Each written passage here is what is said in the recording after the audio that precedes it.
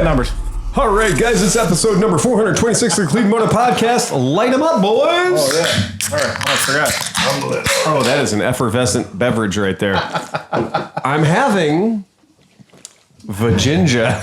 Vajinja. It's what it says. It says Vajinja. Vajinja. Yeah, it's, let's see what. Oh, that's certainly Vajinja. Oh, that's so much Vajinja. Holy crap. I got a blackberry cider. Gingivitis. I might get Vagingivitis. Yeah, that's it. Chris, what are you drinking? I got a blackberry cider. Blackberry. Steve, are you still on the Athletic? Yeah, athletic, but I'm also having a nice Skittles. And Skittles aromatic? Yeah, little Skittles. Yeah, a little Skittles for you. There you go. And Mr. McElfresh, what you drinking down there, buddy? I'm having a lemon shandy from, what is that? That looks like a thirsty Thirsty dog. dog. Thirsty Dog. A thirsty dog. And I then, got the pick a pack. yeah, you did bring it. That's where this Vajinja came from, is the pick-a-bot, the build your own six-pack. Then to his immediate left, Dan Kroenke drinking Double Beast into the void. into the void. Mr. Kroenke has had not one but two hernia surgeries. Ooh. So you got a tune-up. Double tap. So how old was your first hernia? Yeah, not that old, like 3 years. Oh, that's scary. Still under warranty. I was going to say, mine is like 5 years old at this point. I'm really fucking scared. Do they put a mesh in or anything? Yeah, yeah. So, Dude, it's like I'm wearing underpants under my skin. Harbor Freight mesh, though. What are you eating under there? Underwear. wait, but like that's the terrible thing. So the first time you had that done laparoscopically, right? They went in through your belly button, and they gave you a lingual, right? Right, well, the first one was open. Open. Oh, open. Okay, great. So the first one was open, and then this double header you got. It was laparoscopic. Oh, the port and the starboard. Oh. Yeah, man, they fucking poked around in there and hurt everything. Shit. Oh, man, I feel for you. That is no fun. Who here at the table has had hernia surgery done? Anybody? Anybody else? Just had every other kind of surgery, but not that one. Oh, that's fucking awful, man. And you know, the worst thing is, I was kidding because when I had my first and only hernia surgery, about 4 or 5 months, I would be like, I'd do something mildly exertive, like coughing, right? Or I do something mildly exertive, like, you know, getting in or out of my truck the wrong way.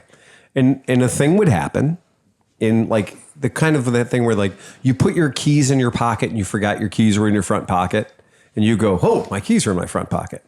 Except that was my hernia jumping out of my abdomen. And then you'd reach down and you'd kind of pop it back in. And then you'd be okay for a while. But the sensation of when it was out was like, it wasn't like excruciating pain. It was just kind of like, this isn't right. But my mom was a hero, and my mom had a hiatal hernia that she popped back in herself by leaning on various different objects in the house. And she did this for about 14 years. Ooh. And we had a mechanic, Sparky, that worked for us, and he'd been nursing one for a long time as a young man. Dan, how long did you deal with your first hernia? You know, actually, the one I just got fixed is my first hernia. That is your first hernia. Right. So did.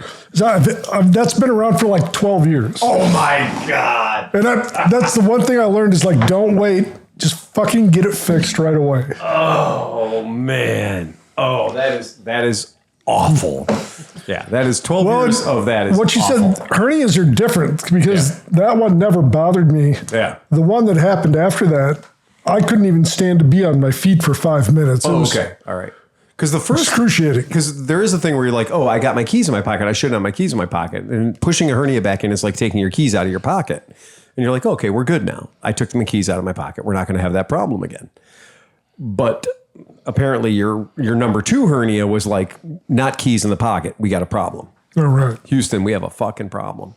But I remember we went to visit one of Peggy's friends, and we went over to the grandpa's house. Yeah. The grandpap had this thing going down his leg that looked like a horse cock.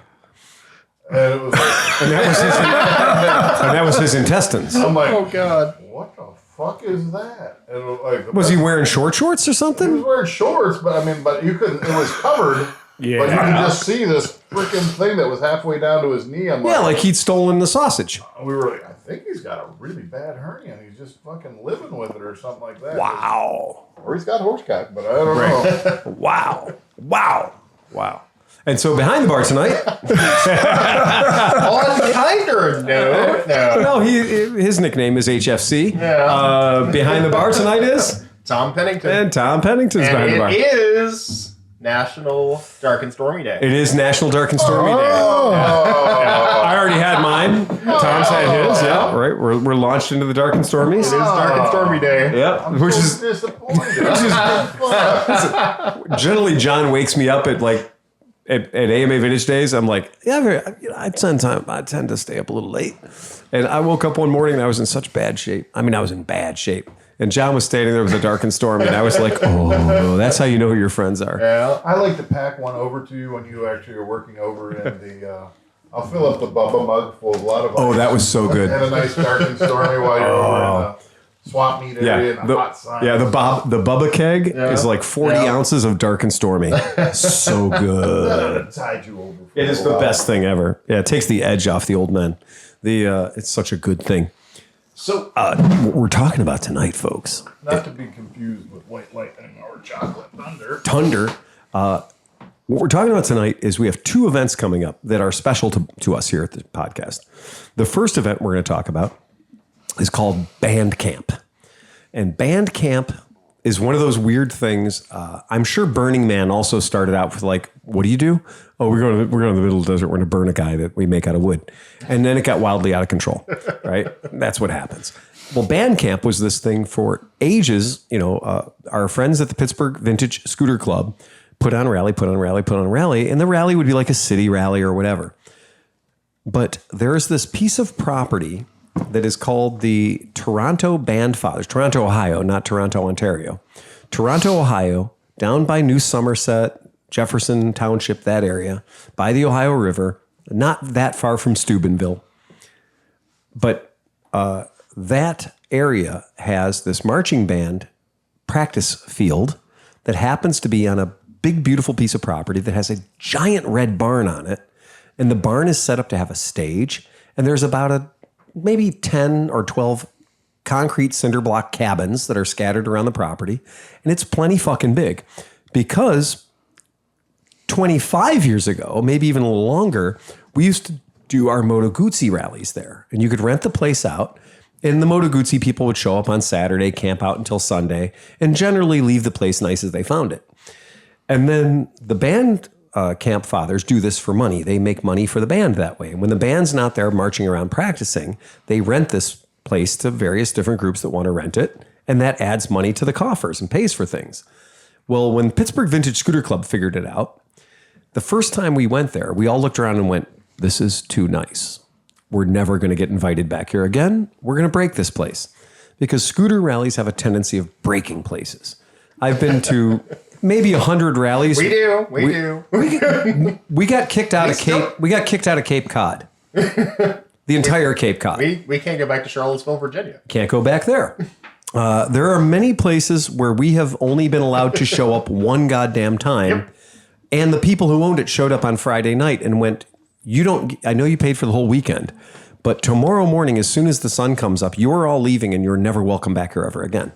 Now, sometimes we've accidentally found bags of ammonium nitrate furniture or ammonium nitrate and fertilizer. Why are you looking at me? Those mics pick up Oh, yeah. breathing a lot. Oh, you're breathing. And I'm breathing heavy. Stay Yeah. back. Oh, there you go. Just a little So the quality sound. things happen, like when somebody says, I found 40 bags of ammonium nitrate fertilizer, and somebody else goes, there's a dilapidated motorhome over there that's full of furniture. And somebody goes, well, let's take the sleeper sofa out of the dilapidated motorhome, and let's take the mattress out and put in 3 bags of ammonium nitrate fertilizer. And let's put that in the bonfire. There you go. Never welcome back there again. So that happened. Somebody may or may not have shot a tractor. That happened. Not welcome back there again. So usually when we find a place that's too nice for us, we're generally like, this isn't going to last. But we're well over 20 years now in this one location. Even though I myself got kicked out. And you guys know me. I don't normally get kicked out of places.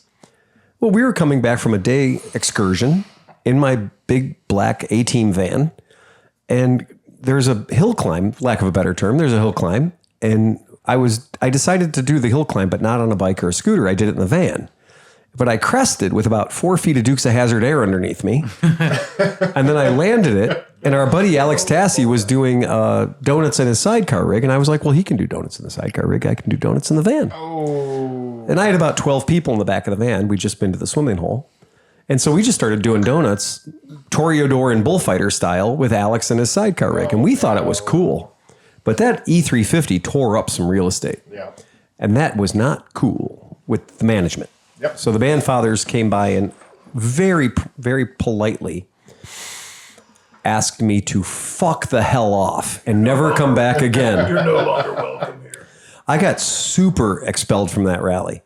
Fortunately, one of our emissaries, Mary McDonald, decided to run interference on me, and I walked around the back of the van and I put a different shirt on and a different hat on, and I climbed on a very tiny scooter and I drove away quietly, a folding scooter, and I drove away quietly and I went back to where the band fathers are, and when the guy came back, 14 shades of purple, pissed off red, that son of a bitch, and I said, who was that? Who did that? And he goes, Phil, you'll never believe that son of a bitch is doing donuts in that van over there. And I was like, well, I'm going to make sure that son of a bitch leaves. He will not be part of your problem anymore. I'm going to physically go over and I'm going to escort him off your property. Are you cool with that? And you know what? I'm going to take up a collection. I'm going to pay you money to fix the turf he destroyed.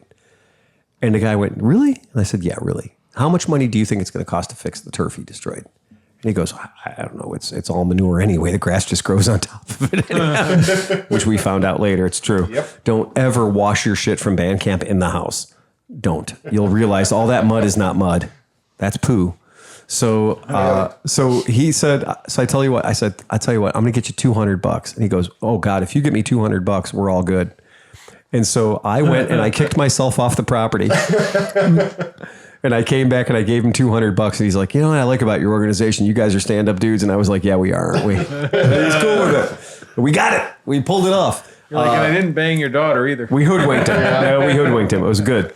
But that's band camp in a nutshell. And there's like a lot of naked riding, and there's a lot of shenanigans, and a lot of booze, and a lot of falling down. And sometimes a helicopter shows up when we really fuck up. Yep. And sometimes we do fuck up. Sometimes somebody leaves with half a face. Mm-hmm. Sometimes people leave with bones that aren't where they're supposed to be. Right spots. Dude, and that can happen anywhere. Yeah. At my job today, I was at a racetrack with these dudes racing, and this not elderly, but older than most of us gentleman that was also a race driver was on his not rented but bought bird scooter, because apparently you can buy them. Okay.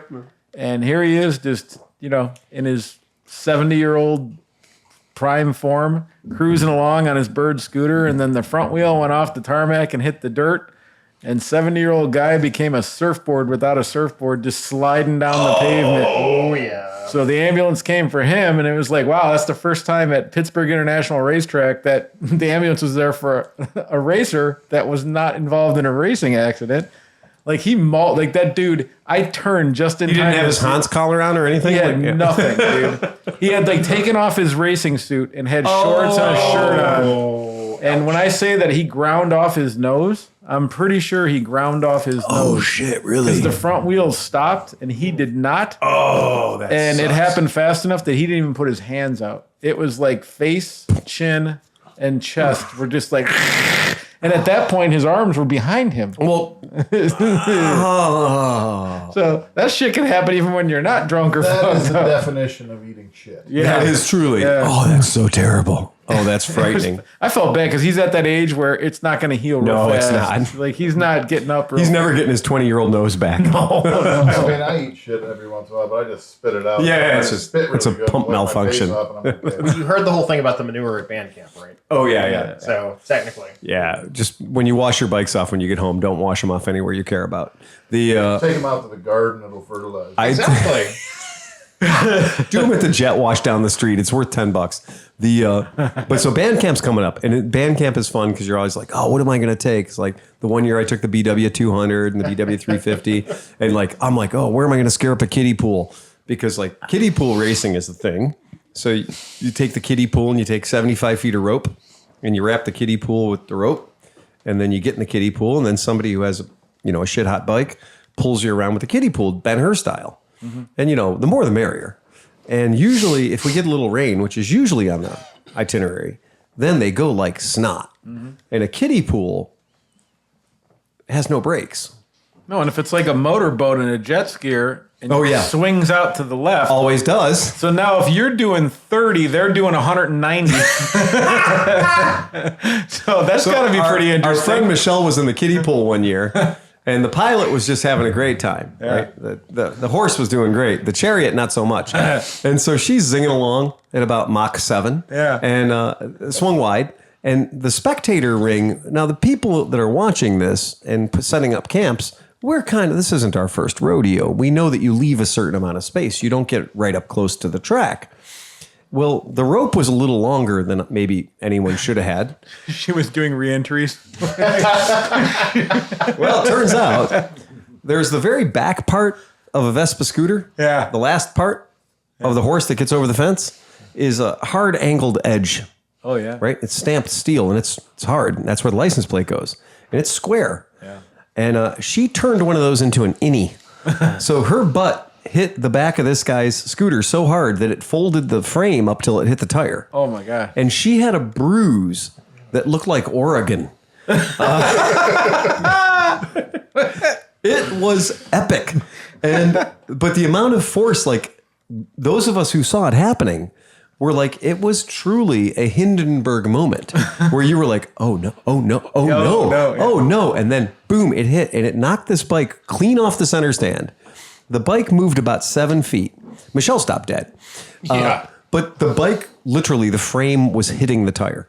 And okay, safety tip, not so much rope next time, guys. Yeah. Reel that shit in a little bit. Hey, you mentioned the Hindenburg? Yeah. So you remember the people yelling, oh, the humanity? Oh, the huge manatees. Yeah. Well, there's going to be people yelling that soon. I don't know if you guys have noticed, but Malort has teamed up with Four Loko, and they are coming up with a concoction of those two items. Legitimately. For Malorco? Dude, it literally says, For Malorco. it said, here at Malort, we work hard. Nobody asked. Dude, the ad was like, here at Malort, we work hard. Nobody, I repeat, nobody asked for this, but we're giving it to you anyway. No. For Malorco. Oh, that's a terrible idea. So now, not only do you have Malort face, but you get to have a 6-week hangover the next day, too. Oh, it's going to be fucking terrible. That's bad. I've never been so happy to not be Exactly. Because I would have had to try it in the old days. I'd have been like, well, I'll bring it to MIdOhio. For science. Yeah, for science. For science. I'm going to get fucked up on science. I was talking to Piper about band camp. I'm like, well, it's going on that weekend. It's Father's Day weekend. Yes, it is. It's kind of a fun thing. I mean, It is. It's a mature event, but it's everything you've seen at MIdOhio. It is, yeah. There might be a naked ride, but it's not going to be like that. It's not going to be totally weird. No. She was into it. But perfect time, though, to use her new T-shirt from Scrap. Thanks to Screp Talk. From Scrap Talk. Screp Talk somehow conjured up a custom-made T-shirt for Piper. What does it say? FYI, I'm only 16. Oh, perfect. Yeah. Which I think I mentioned that on the last podcast. That's why That's your lips to the podcast, the Patreon's ears. Yes. And it has been manifested. And you Can't know, wait to show and it. on the back, we have to add, and my dad is the Bourbon Fairy. Yes. Okay. My dad is the Bourbon Fairy. Yeah. Exactly. Yep. Can do a little Sharpie work on that. You have to use Yeah. the, well, no, you have to use the puff paint markers. The puff paint. That's And a the good idea. glitter. Or if any of you played T-ball, those letters that you iron on, you know, like the fucking little, what are they, like felt or fuzzy? felt. Yeah. And my dad is the Bourbon Fairy. Oh, that is fucking fantastic. So Bandcamp is a thing that we do. Bandcamp is a pay-in to the scooter and liquor gods. It's the thing that happens every year. And every year there's a theme. The Road Warrior theme was probably the most over-prepared for theme. You walked into this place and you were like, oh shit, I'm here on the wrong weekend. This is Bartertown.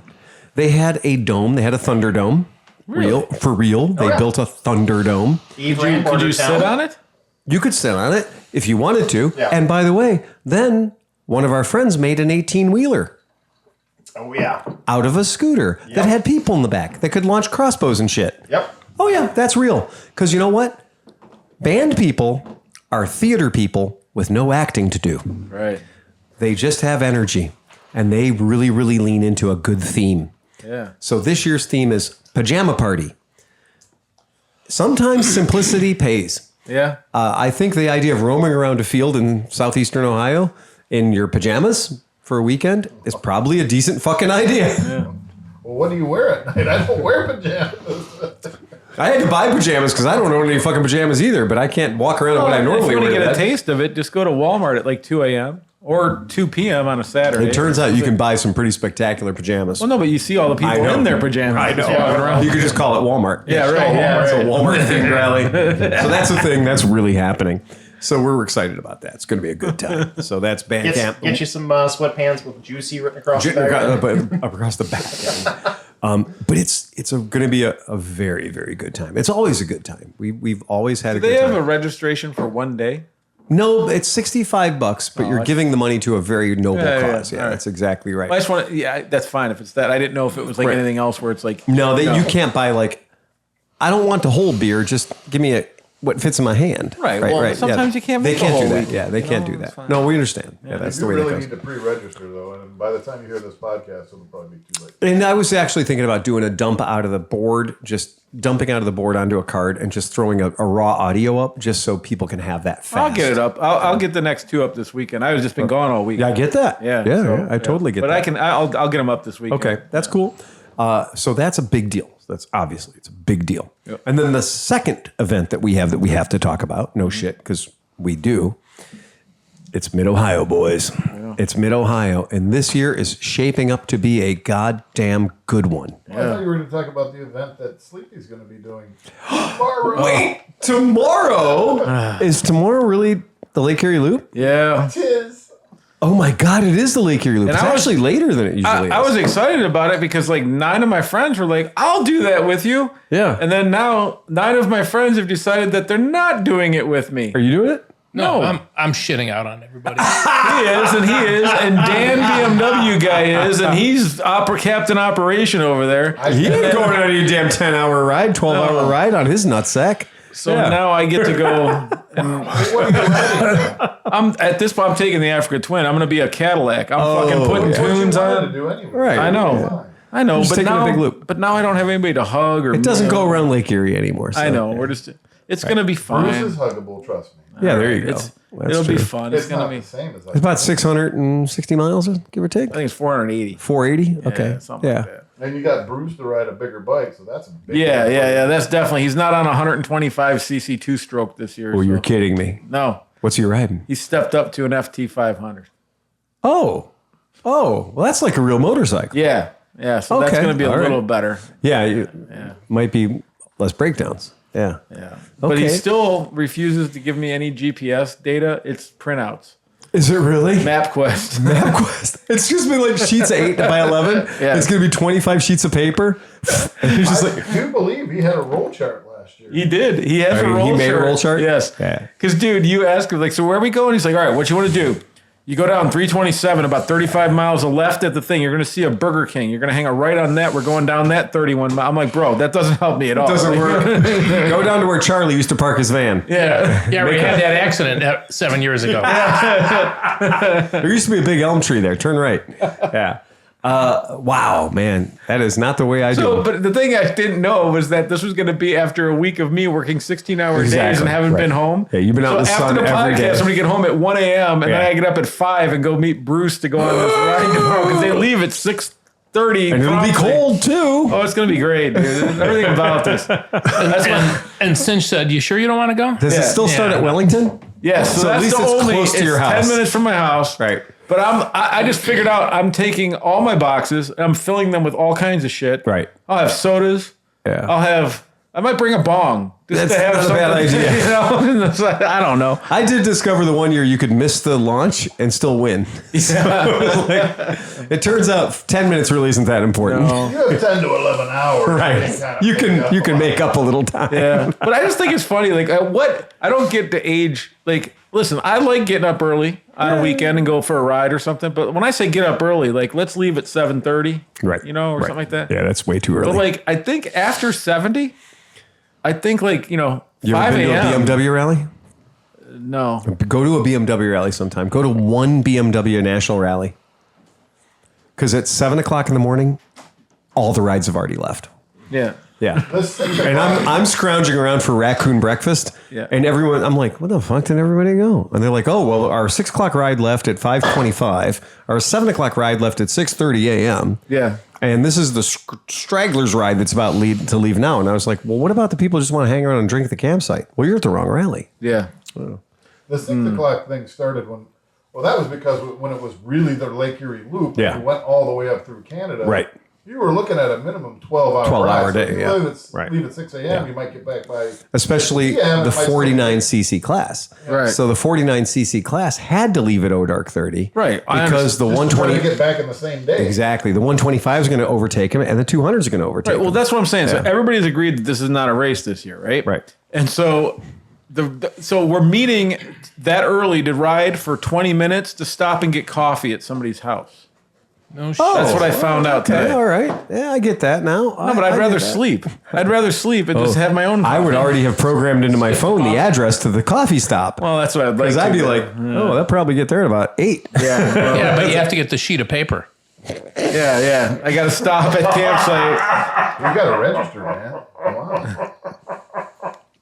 Oh, man. But you know what? Last year, John will contest this. There was some beautiful scenery, so I'm looking forward to seeing Yeah. beautiful That's farms cool, man. and roads. That's cool. and if I don't fall asleep, I might pull a Might pull a Hoffert. and just fall asleep. Stevel Knievel. Yeah.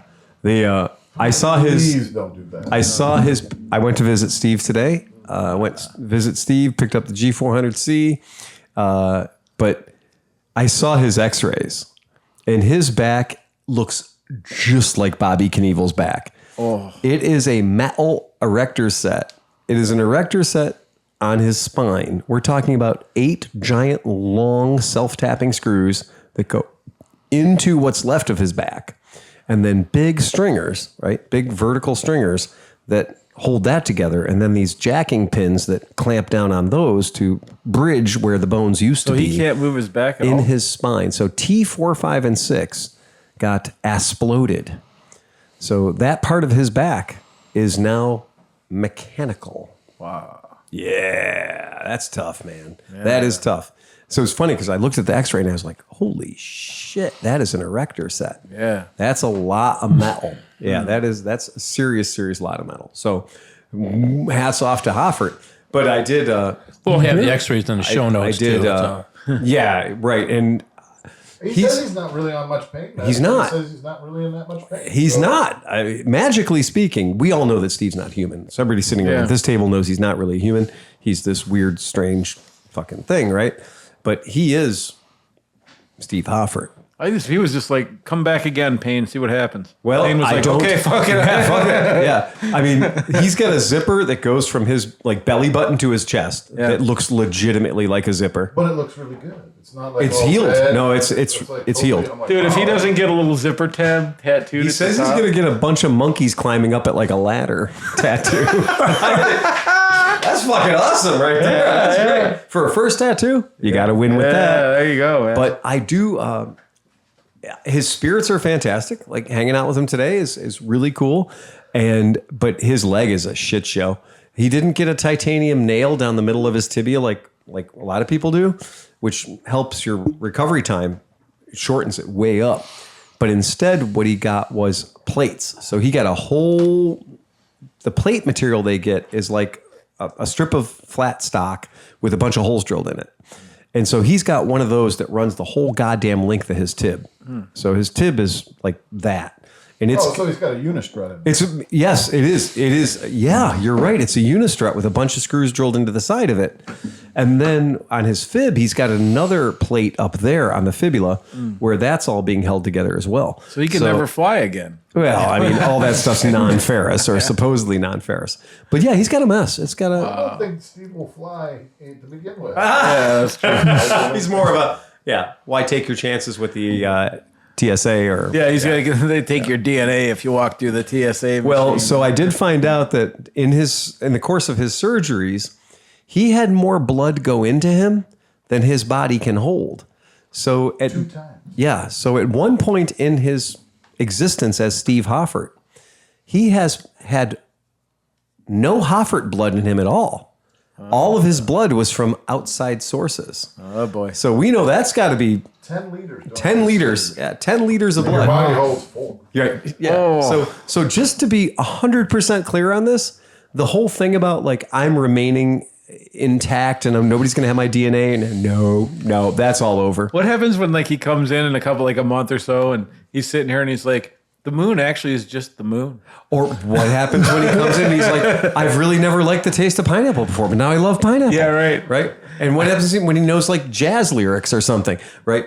There's gonna be the point where Steve is gonna have to admit that he is no longer a 100% pure Hoffert. Right. Right. He's going to come in and be like, what's your like least gas mileage vehicle that you have? Then we'll know I need we'll know that. it's done. Yeah, we'll know it's over. He starts driving fast and taking chances. I was busting his stones about that. I'm like, oh yeah, I can just see all the guys giving blood down at right next to the shelter and everything. Yes. And, I can't even imagine this kind of blood. I wonder how many pints of plasma you got. Oh, you got 8 pints of plasma. Oh, that's highest bidder right I there. know some of them were probably vaccinated and stuff. They're Oh, you got all their chips. All their chips are in you now. Right. They're probably vaccinated intravenous drug users. No, they're all university kids trying to pay for food. That's true too. Yeah. I Now- bought a now motorcycle. Ramen's expensive. Steve's going to get like some kind of fucking like fishing, those huge like those magnets that can pull Yeah, like yeah. 20,000 pounds. He's going to start running it over him to get all the fucking microbots pull all out the of him and microbots. shit. Ouch. Yeah, Steve, we only kid you because you're not here. Right. But he did Defend yourself. exactly. If you're not here, right? Did we say anything? If he's here, it'd be a lot worse. It would be way worse. So they did. So Kit did tell me. She's like, well, maybe you guys can come over here and do the podcast from here because he's in a wheelchair. He's Was he in He's his mobile. electric wheelchair or no? no. The electric wheelchair was in the backyard. He was in a metal, like a regular, like they just rolled him out of the living Did you room. see the ramp? I did see the ramp. Yeah. Up and down the ramp? I'm sorry. You mean the Death Wish 2000? I did not push him up that ramp. That ramp is like a fucking 12-in-1 climb. Yeah. Like there are trucks I know that can't make it up that But, ramp. Steve, if you give me the word and you pay Right, the money right. for $200 or $300, I can make you like a 20-foot ramp out of Yeah. aluminized. Right. You know you can rent ramps? Yeah, it's $1,700. It's a lot of money. Is it really? Don't ever rent a ramp. That's why they were like, we're not renting a ramp for $1,700 for 1 month. But Oh, you okay. could, for $200, you could put together a 22-foot long ramp. He's got a maybe 10-foot long ramp. Oh, That looks like the pitch on a church, right? And he's supposed to go in and out of that? 4 stairs Yeah. at 7 inches apiece is Right. 28 inches, yeah. So you need 1 inch, 1 foot to 1. It's 1 inch. for 28 every foot. feet, right, It should yeah. be a 28 28-foot ramp, right. It's 12. Yeah. This is With like 2 cinder blocks. this is like a 1 in 4 climb. 4 stars. If there's not a Harbor Freight winch at the top of that ramp, he's fucked. That's all there is No, to it. I hauled him up it. Oh, you did? Did you do it in the mechanical chair or in just a chair? No, in the regular chair. that but bullshit When he roller chair. pushes with his 1 foot, you're like, Oh, man, there's I'm no like- way. I'm like, fuck sakes. Oh, yeah. Oh, man. No way. All right. So that's the status he's in. But he looks great. Honestly, he looks great. His color's good. He doesn't have any infection. I put new batteries in that wheelchair. Oh, the big wheelchair in the back, the Stephen Hawking I special. took it down to Detroit and around Yeah. the corner and back. I'm like, you can go anywhere you want. Oh, yeah. And it's a full like epileptic. No, it is a game on It chair. reclines. Your Yeah. feet go Oh, up. yeah. If you wanted to scratch your nose in that chair, you could press a button and scratch your Is it nose. the one with the joystick? Yes. There's a joystick, Yeah. but you can switch it and the feet will come up, the back goes Yeah, back. that's the and then thing it's is, like the like full- it'll go full recline. Yeah. Turbocharge? I think 24 volts. Yeah. Yeah. Well, they didn't want to buy the $275 batteries that go for it. So I'm Right. like, Go to Harbor Freight. They have a 35 amp Yeah, hour. exactly. Two of them was $160. You're fine. I slapped them in. Yeah, they're What fine. kind of batteries does it fit? Well, it's just Garden batteries. Any two 12-volt batteries, but Right. you want the amp hour. So Right. Yeah. But no, that's what I'm 35 saying. amp hours, if they can pull 35 amps, which they can, They can't. Yeah. you'd still have an hour runtime. Exactly. Someday we can make it into a MIdOhio vehicle. That's exactly right. They're the Harbor Freight solar batteries. Right. Yeah. For the solar panels. Right. Oh, They work okay. Well, fine. that's what I was getting at. So Like, they're what 35 batteries? amp hour. They'll work 12 fine. amp, two of them. That's exactly it. And if you wanted to run around MIdOhio, you could run around MIdOhio for like 9 hours. Yeah, but how much are those things? They were $80. Yeah, they're $80 a piece. I got to get one of those for my drones. Oh, so you can charge. Because I bought a jumper pack thinking I could just turn it on and use it, No. and it doesn't have the amp hour, or it doesn't have the ASN to do it. If I try to charge over 2 amps, it fucking shuts it It down. shuts it off. Yeah. I get Oh, that. those are really great batteries for $80 at Harbor Freight. It's a legit deal. So By the way, we're really, really, really pushing for them to advertise. we need a The sponsor. sweet, sweet money Yes, from horror fraud. The harbor fraught, hazard fraught. But going into MIdOhio, we now have a full camper spot. Now I want to explain this to people because when you get a camper spot, you also get 2 human passes. So I know camper spots are very, very expensive, but the human passes I think are $65 a piece or something like that. So you're getting 2 human passes in addition to the camper spot. But my friends, the real deal is the tent spot, because the camper spot allows you to have the camper and I think 2 or 3 tents. So you could have 2 or 3 human tents plus your camper on a 40 by 25 foot lot. Okay. Which is pretty generous, and they don't monitor it too heavily. If you want to stretch out, you can stretch out. But if you do I'm camping, like I have my pup tent, right? You do a tent camping spot. They allow you up to 2 or 3 tents or it says campers, which I think they must mean pop-ups or something. But Yeah, it it's says not an RV. So it's a not camper, an RV. A camper is like a Like a little pop-up. thing that you pull. Pop-up Yeah. or canned ham. Well, right? no, but think about this though. Yeah. I wonder, what do you call a fifth wheel? Is that an RV or is that It's an RV. Okay, that's I what I'm- assume, right? Right, But okay. anyway, the tent spot also gives you 2 human passes. Right. So 2 human passes for 3 days apiece. So that deal is kind of a sore dick deal. And the whole I'm tent camping thing, you have access to anywhere on the property, thousands of acres, where you might want to set up your tent camping. Right. Now, you don't get those on the American Motorcyclists Association website. You have to go to the MIdOhio event website to book those. So there is some confusion. I know people are concerned about that. Like, I went to the AMA Vintage Days website and it made no goddamn sense to me. Where do I get a camping pass? Well, if you go on that, it links you out to MIdOhio, because remember, guys, that this particular facility, the other 51 weeks out of the year is not Vintage Days, right? The other 51 days out of the 51 weeks out of the years, it's big, like this year, Formula One cars for real. All kinds of other racing happens at MIdOhio Sports Car Track, MIdOhio Race Car Course. So that's why when you're thinking about going in, if you're putting your shit together right now for MIdOhio, be aware that your 3-day pass, you might even need, now there's parking available all over the place. That's cool. I think this might be the last year for the motorhome for me. Yeah. Yeah. I mean, just as far, because I could get like a little enclosed trailer, Sure. just like you say, bunk it out. I'll put an air conditioner on top. It would be just as handy. Absolutely. I can use it for storage Right. and stuff like that. Yeah. Well, that's what I think. I'm going to get a truck cap for my truck, You can. and then Yep. just stick. I have my daughter's old twin size Those thing. are perfect. Throw it in there and fucking call it. That way, I don't have to fucking deal with tents and all Exactly. the other bullshit. And then we have our tent city in front of it, Yep. so we usually hang out there anyway. So I'm Exactly. just sleeping. All you need is a place to sleep. Yeah. And I mean, I've been van sleeping forever, and that works fine. I Van don't want sleeping a is tent. I won't do a luxurious. tent. I'd rather sleep in my car. Yes. I mean, I'd fold it back. I'd fold it down. I'd Oh, fold it yeah. back a couple times. But Even if you're the cheapest guy in the world, a U-Haul trailer is a magnificent camper Yeah. for people that just want a place to sleep. Because you rent a U-Haul trailer, a double axle trailer, there's a ton of fucking room in there. And you can take your bikes and your shit down there, but then at night, that's where you sleep. Right. And it's cool. Those things work great. And they keep the rain off you. You're up off the ground. get. I garbage picked some lawn furniture this week, and the lawn furniture I picked was one of those like fancy chairs that goes every which way, but it also goes dead flat like a cot. Wow. So I'm like, oh, that's perfect because that a cot is a very nice thing to have when you're out there.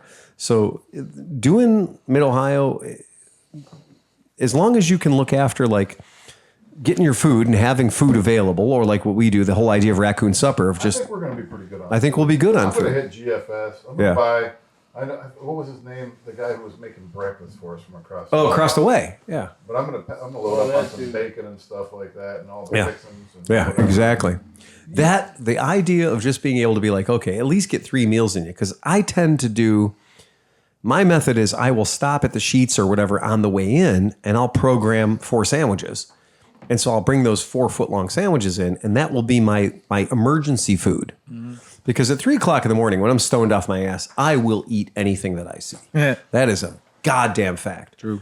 But in the morning, you want to wake up. And my only thing in the morning is I like to have coffee. Oh, yeah. So if I can have coffee in the morning, my whole morning looks a whole lot better. I've had that French press for years. Yeah. That's the shit in the morning. That's the way Dude, to you know do what it. else? Last year I did this, and now I'm going to do this every year. Yeah. Before I went in, I made like chopped up potatoes with peppers and onions and stuff, and then I had the cooler. So every morning I just had to heat my skillet, and then Nice. I had all the great. potatoey things. Yeah, I mean, so stuff like that. That's pretty. That works. it ain't exactly roughing it. No. But you get to break out your cool shit. You break out your cool camping stuff. So that's going to be, the fun part of MIdOhio. But when you think about all the events that are going on, lofting your air biscuits at each other, the thing with MIdOhio that everyone needs to be aware of is if you haven't done it before, if your goal is to drive there in your car and then walk the entire thing. Oh, no. You got another thing coming. It's going to take you so long. I guarantee you, with no form of wheels, Yeah. and you're just a moderately you're just going to individual things and looking. Yes. 80,000, maybe minimum of 80,000 steps. Oh. I maybe. think an e-bike would be real nice. An e-bike is a That's what I'm good saying. But idea. like, if you have nothing, no wheels or anything, expect to walk 80,000. Well, plus steps. the one year my buddy brought a folding bicycle down. So he's like, he's a camper guy. So he brought a folding bicycle down, and he camped like in turn 4, 5, and 6 area with a real giant big fuck off camper. And he's like, I'm never doing this again. I said, what do you mean? He goes, I'm dead. I'm dead. And I was like, well, you got this mountain bike and everything. It's a really expensive folding mountain bike. And he goes, no, it's way too far. And I was like, are you kidding me? It's too far for a mountain bike? And he goes, you'd not believe how far it is. And I said, well, I guess I do, because I know how big the racetrack is.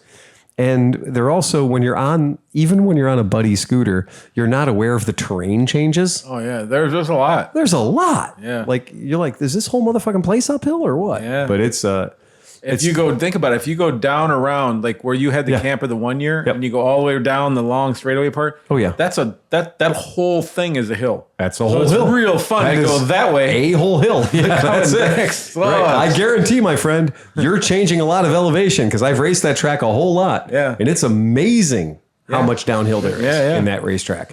So I remember you saying how fast the Yamaha Badger went, because we were flying down that road and I hit 50. That has 5 speeds in it. I think. Yeah. Oh, really? The Badger? Oh fuck! It's so fast. Oh, It's my. like, this should never. You should never. This is not. Yeah. You should never go this fast. Yeah. Ever. So make sure, if you are not prepared to buy something right quick when you get there, bring something you can ride. Yep. Right? So Tom and I, before the podcast today, while we were pre-gaming, happened to... we were talking about like Bandcamp, what should I take? Or MIdOhio, what should we take? Or what's just a generally good utility player?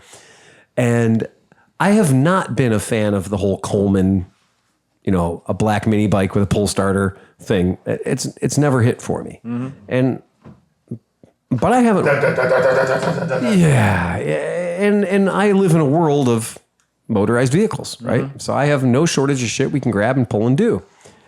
But then Tom brought up, okay, So give us the bait pitch, Tom. So I'm rolling through Facebook, and of course the target ads. I have been looking at these Coleman mini bikes for ages. Just after the Gambler did Iceland. And they're traveling across Iceland on mini bikes and all dressed in costumes and doing gambler stuff. And so Camping World ad pops up, and it says, marked down $200. Coleman, what is it? The C200X? I think so. Mini bikes. It's like $600 instead of $900. And we're out talking about MIdOhio. We're out talking about Bandcamp, and I mentioned this to Phil, and he says, "Oh, Yeah. And I said, yeah, because that feels like a sore dick deal. Yeah, it's I mean, not for nothing, but a thing you can ride around for $700. Because they're used. They start about $300. That's what he was telling me. About $800. They're not cheap used. How much is a 70cc SSR? About 8 our cost. Yeah. So even then, but the best part is you literally can ride this around and slap $600 price tag on it all day, and somebody will come up to you and go, "Oh, that's a good deal." Yep. There was a $550 Yamaha Trimoto, the 2-stroke. Oh, really? Yeah. It was really nice. Damn. That's pretty good. That sounds pretty good. What was it? So the long and short of it is, while we were drinking, I bought one. Like you do. Because it turns out if you have a phone You can actually do that. and a little money in your Venmo, you can make that happen. That's how I got the Grim when I had it. That's when I was still drinking, so I was like, "This looks great." Yeah, here's one right. Here's the exact same bike right down the road, $450 on Marketplace, Yeah, I mean it's 2.5 years old, still $450. still $450, so they don't depreciate. They don't depreciate as long as they. It has a headlight, so you can make it to the pisser. Yeah, And At night. that's critical. Yeah. So it has a gigantic headlight on it. And I'm not gonna pump this thing up because I'm completely convinced it's garbage. I But think they're actually pretty good, dude. Like, it's they're a not bad rigid at all. back end, Yeah. right? So in any case, though, we now have one. So we have one. We'll see if we end up with 2. I don't know. But I predict at AMA Vintage Days. Do you remember how, historically speaking, at AMA Vintage Days, the Trail 90 or the Trail 70 was the bike of Vintage Days? Oh. I think the Coleman is now going to be Coleman the mini bike bike is of gonna be the the new bike bike. of Vintage Days. Not on my watch. Not on your watch.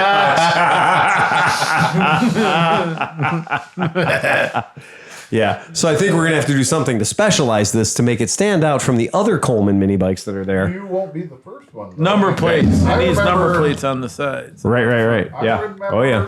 a guy who came to MIdOhio on a green machine, which is essentially a Coleman mini bike, Right. and he proceeded to crash that fucker like 7 times. At least 7 times. And then you purposely pulled my spark plug. Yeah. I probably saved your. I think you did save your life that night, honestly. Because you were fucking out of control. Yeah, that thing only had 1 speed. It was fast. Like it was all ahead. Yeah. And it No was suspension and it was also the difference between it and a guided missile is the missile is guided. Yeah. You were misguided. You were fucking everywhere. Yeah. And you were just bouncing off of shit. it was not good. No, you bounced off the porta potties one time and I was like, that's it, he's done for the night. Yeah. Nope. You were right back up on it. I know, it was bad. Yeah. I remember finding the motocross track at one point on the thing. Yeah, that was fun. That was a good bike though, man. Hey, but the trick is going to MIdOhio, we have an arsenal. Like we have an arsenal of 2-wheeled contraptions that we can roll out. But I just We have a bunch of arses too. yes, we do have an arsenal. Right. But I'm really excited. I mean, MIdOhio is always very exciting to me. It's an exciting thing. It's an adventure. Every single fucking year it's an adventure. And every year it does get better. Go ahead, Dan. So, Sleepy, have you ridden my SSR at all? No. Pull it out. Can you pull it out, get it ready for me? Change the gas and the oil. And Yeah. Oh, we haven't. I'm going to come out and get it in a week or so. We haven't put 40 feet on Liza's Benelli TNT sidecar rig. Yeah. We have not put 40 feet on it because I tried riding it around the parking lot when the battery was good. I got to put a new battery in it. Yeah. But when the battery was, well, it was never good. I had to resurrect it because the guys in Georgia didn't do shit to it. But anyway, I rode it around the parking lot. Ein Zeit. I mean, one fucking time. And that thing, I pronounced it as being truly murderous. It just wants to kill. What That's does it all do? it wants to do. Well, have you ever heard of geometry? Yeah. It didn't. There is no goddamn geometry in this thing. Somebody went, okay, flat spot there, wheel there. Done. Bushings? I don't think so. Bearings? Damn sure not. Wait, the Triangulation? No. So this, I predict that this crew that we have here with us right now, because Chris has gotten in every sidecar we've ever put it in front of him. Chris has lovingly jumped into a buddy sidecar rig, all 6.5 feet tall of him, has got into a buddy sidecar rig that was the size of a small Dutch shoe. And he didn't hesitate to do it. And that was that was also a disaster train wreck, going to hurt somebody. And that was 10 times safer than what we got going on here. Wow. And it has a seat kit and a handlebar like grab kit for the passenger that I can't figure out how to install it. So I'm going to have to consult the manufacturer on how we're going to put that piece of shit together. But more importantly, I'm going to say it right now. I did not mount this sidecar to this bike. It was done by a professional, a guy in Georgia who charges money for his services. And that's my disclaimer, motherfuckers. That's it. You heard me say it. I did not put this sidecar on this bike because if I would have done it, there would have been at least one triangle. Huh. But when you've got a sidecar rig, the goal is more than one triangle. And what I mean by triangle is like, you can't just have a beam coming out of the side of your motorcycle and a wheel on the end of it. Right. Because there's no Z-axis. You know, you got to have something. You need some sort of strut. You got to have some sort of a support. Yeah. This can't be a monoplane that we're relying on cantilevers and shit. Yeah. When we're strapping Even those have cables and stuff like that. Exactly. And remember that this motorcycle does not have a cradle frame. This motorcycle has a little bit of a pole that goes down to the motor. Yeah. And then the motor's hanging there. What did you do? Go off the foot peg mounts or something? No, the exhaust mount. Oh, that seems safe. Wow. So the front motor mount, the little bracket that comes down that holds the motor, coming down off of your steering head. There's like 2 bolts down there that goes into that. Correct. Okay. And then in the back, behind where your pegs go, not where your pegs go, but behind where your pegs go, there's a little bracket that holds the muffler, the catastrophic converter. Oh, those 2 things on the Yeah. here. So that's where the main portion of the rig goes to. Oh my God, those are just brazed on. Okay. Things. All right. Cool. So you've been briefed. Yeah. So now we got to make it work. So I'm taking at least to this mission. I'm going to bring with me about 8 feet of 1-inch square stock and a miscellaneous assortment of nuts, bolts, and screws, and at least 4 batteries from my Milwaukee, and at least 3 different holes, like, step drills. Yeah. Because I have a feeling shenanigans will ensue. Because I've seen the terrain at MIdOhio. It's not what anybody would call even. No. Or smooth. Right. And this vehicle has not 1, not 2, but 3 knobbies on it that are just gripping at the planet. And one without a shock, right? It has a shock. Oh, it has does? a shock. It has a weird horizontal thing. Yeah. I thought you said it was just the one. It's a weird horizontal shock on the right-hand side. Okay. Okay, but here's where it gets weird. I am not under 200 pounds. No. And I don't think anybody else who's going to be on this bike is going to be under 200 pounds. So we've already taken something that was engineered for small dogs.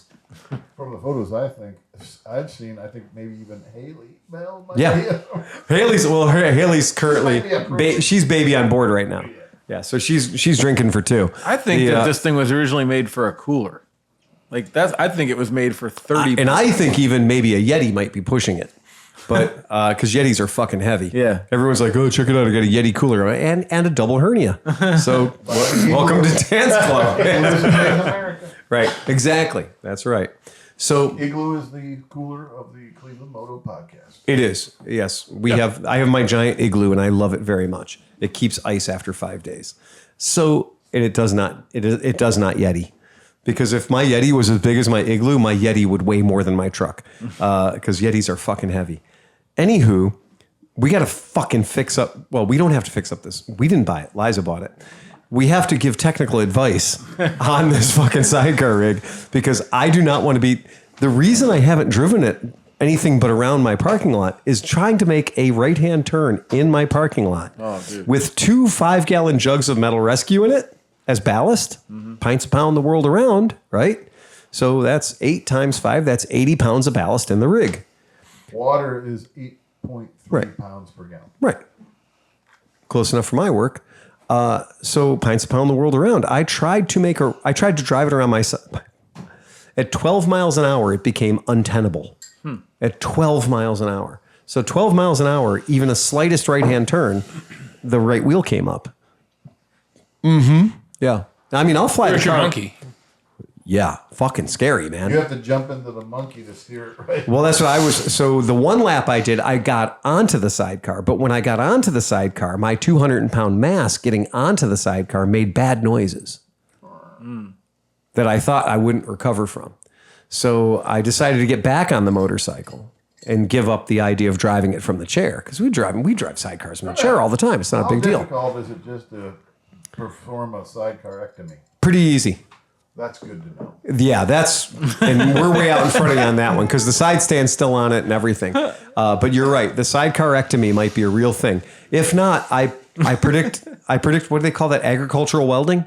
Agricultural welding of a big diagonal. So like a big diagonal that goes from like I have the front steering link off my old Jeep. We could just cut it, and it's got a little Heim joint. It's got a Heim joint and everything, yeah. Because I was thinking a big fucking diagonal from the top of like the passenger seat mount at the top, like above the shock like tower area. Well, I do have a demo sitting on the lift at work right now. Right. Right, exactly. So we can just go in there with a piece of steel pre-cut. Yeah. I'm just going to bring all my tools anyway. There we go. But it's MIdOhio. I'm bringing my tools. But we know better. There might be a trailer that needs to be You're bringing fixed. cinch, you're bringing me. Yeah, I'm bringing all the tools. The whole fucking bag of tools. But anyway. Newest tool, Tom. Yeah. Yep, it is. And I was thinking about the barrel racing. shiny. Because you do know that the barrel racing tends to go in an anti-clockwise fashion. So the barrel racing is always left-hand turns.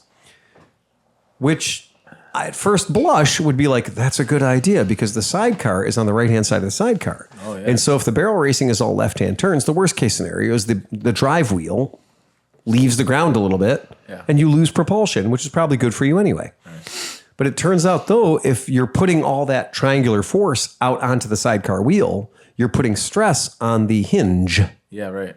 And that's going to And that's bad. Right. That's bad. That's going to snap. How many people, insane motherfuckers usually are on that? Just having that's like you're asking people to hit you. It is. And also, a sidecar rig at MIdOhio becomes an unadvertised pylon contest. You are basically a side-by-side. You are. You're like, hey, look, I got a sidecar on a TNT 135. And that's when Bubba goes, well, let me jump on and see how strong it is. And then you have two things now. You started with one thing, now you have two things. Dude, if you would take that into the swap shop, people would just see the bike and they wouldn't see the sidecar. No. You'd just be fucking kneeing them. Just cut them off at the ankles all day long. Yeah. Yeah, I just don't. At first I was like, this is a great idea. But then I saw the execution and I'm starting to have my doubts. So we'll see if it survives MIdOhio. But my, you know how you guys all know me. And you know that if I haven't shot one video of me sliding that thing sideways across my parking lot or flying the car down Lorraine Avenue, there must be a reason for that. Well, yeah, I wondered because you posted that picture of it in the snow. Yeah. And I looked behind in the snow and there were no donuts. Yes! The fact that there was virgin snow. Yeah. Oh, yeah. Because just getting it to the spot I took those pictures was terrifying. Right. Well, that's what I I knew. was almost forgetting. It's street legal. Yes. It is. But you know what it's not? It's not parking lot practical. No. I rode it one time in my parking lot and went, wow. No, you don't understand the shock of not seeing donut marks in the back. I was like, this thing has to suck. It has to suck. Yeah, so anyway, we got to do some...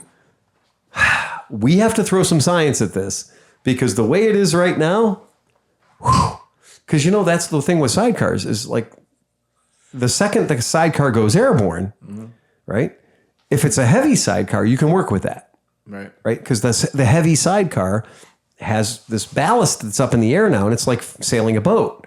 When the boat's leaned over, you can play with that. The rod of the wire walker, you know? Like sure. Yeah, whatever. But when the sidecar weighs like 11 pounds and it starts to come over on you, well, you can't play with that weight. There's nothing there. So it's like, okay, well, in order to make this work, I automatically need a monkey in the sidecar. So I figured I'd put 80 pounds of weight in the thing and we'd be kind of okay. Because usually I'll put about 50 pounds of weight in a sidecar and I feel a lot better about things. I put 80 pounds of weight in this thing and I didn't like it. And 80 pounds later and it was all still trying to go weird on me. So like, okay. Is that because the weight was taller though? Because you had Yeah, they were 5-gallon buckets. They were sitting a little tall. So if you had Sandbags. Yeah. Yeah, if I had sandbags and got them way low, maybe that might help. We need to take that off and put the couch on it. Then it would have more leverage. It's true. Yeah. El Caucho, one of the great things about El Caucho is a full-on love seat. And so it's really long. It's too long. It's too wide for, it's another 2 feet wider than any normal sidecar rig. But that's why El Caucho works so well, is because El Caucho is a full goddamn giant love seat away from the bike that's hauling it. So it does like to hug the ground. It works really well. The engineering behind El Caucho is genius. And if you don't know what El Caucho is, Google El Caucho. It's spelled like you think it is. Or Google El Caucho shoots flaming balls, because that's another good one too. But that gives you an idea of the utility that a sidecar can be for bringing joy and love to hundreds of people. So yeah, that's a real thing. Dan thinks he's walking into a fucking saloon in the Old West. Yeah, we get swinging doors on the bathroom. Jeez, man. Swinging doors on the bathroom, that would be hilarious, because then you'd see the people's feet underneath them. Yeah. Just like the bar room swinging The doors. best would be if they take a shit, you just see their fucking underwear sitting down there. We've all been in men's toilets. Yeah. These aren't Europeans' toilets. But yeah, so that's that. Okay, Aren't so all toilets European? I'm a peon. We're all a peon.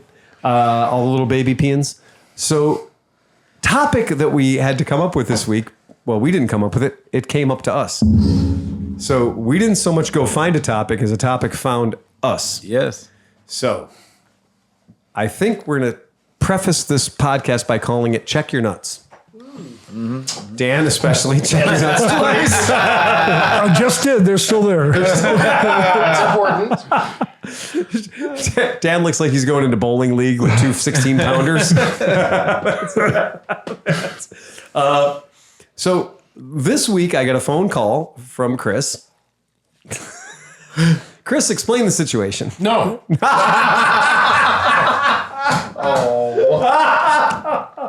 He came about it honestly. Oh, man. Pipe it up, man. Let's go. Go tell him. I mean, you can say what happened. Well, Just the facts as they presented themselves. Yeah. Right. Into the microphone. I'm on a Janus on 90 going east. 250 cc's. Yeah, full 250. A full, but this is a board and stroke 250. Yeah. Right. Okay. So this is a tuned 250. I'm about 4 or 5 miles down the road.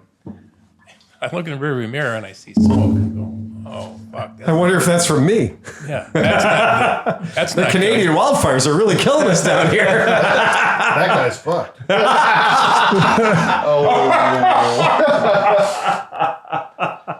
And I look down at my right boot, and it's covered in oil. Water repellent.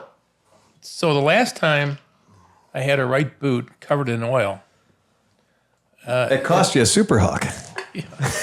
a 305. Boy, was I in trouble on that one. So I thought, fuck's sake, all right, Jesus Christ, what? Fuck. So I just got off immediately. Way. That's going to be a copyright violation. I'm paying for that. All right.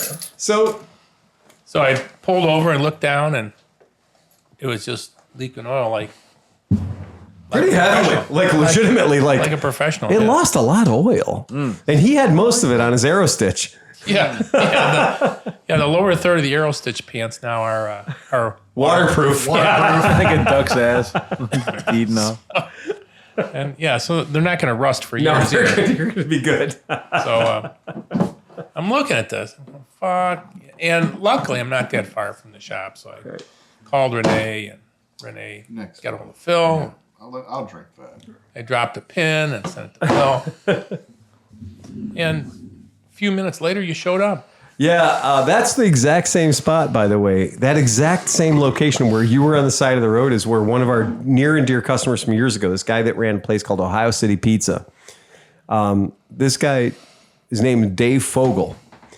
And he would buy a bike from us, and then he would pimp it the fuck out. I was talking about Dave Fogel the other day. Oh, were you really?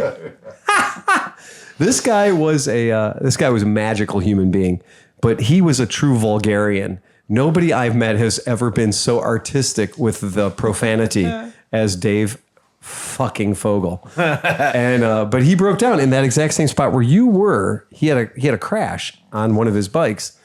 And so I was like, when I pulled up and you were right where you were, I was like, Jesus Christ. Dave had laid out a bike that he'd bought a $5,000 or $6,000 bike from us and then spent about $3,000 customizing it. And then got cut off in a bad thing in traffic in that neighborhood and he got blown up, like he got smooshed. And so he called me before he called 911 because his bike was such his love child. Like he loved that bike. And he had a Honda Silverwing that was painted metallic orange custom paint with an ostrich skin seat. I shit you not. Way over the top, buddy. But anyway, when you called me and when I saw that pin, I was like, oh my God, he's in the exact same spot Dave Fogel was. So I pull up and he has got the Exxon Valdez going on. There is a oil slick leading up to his bike.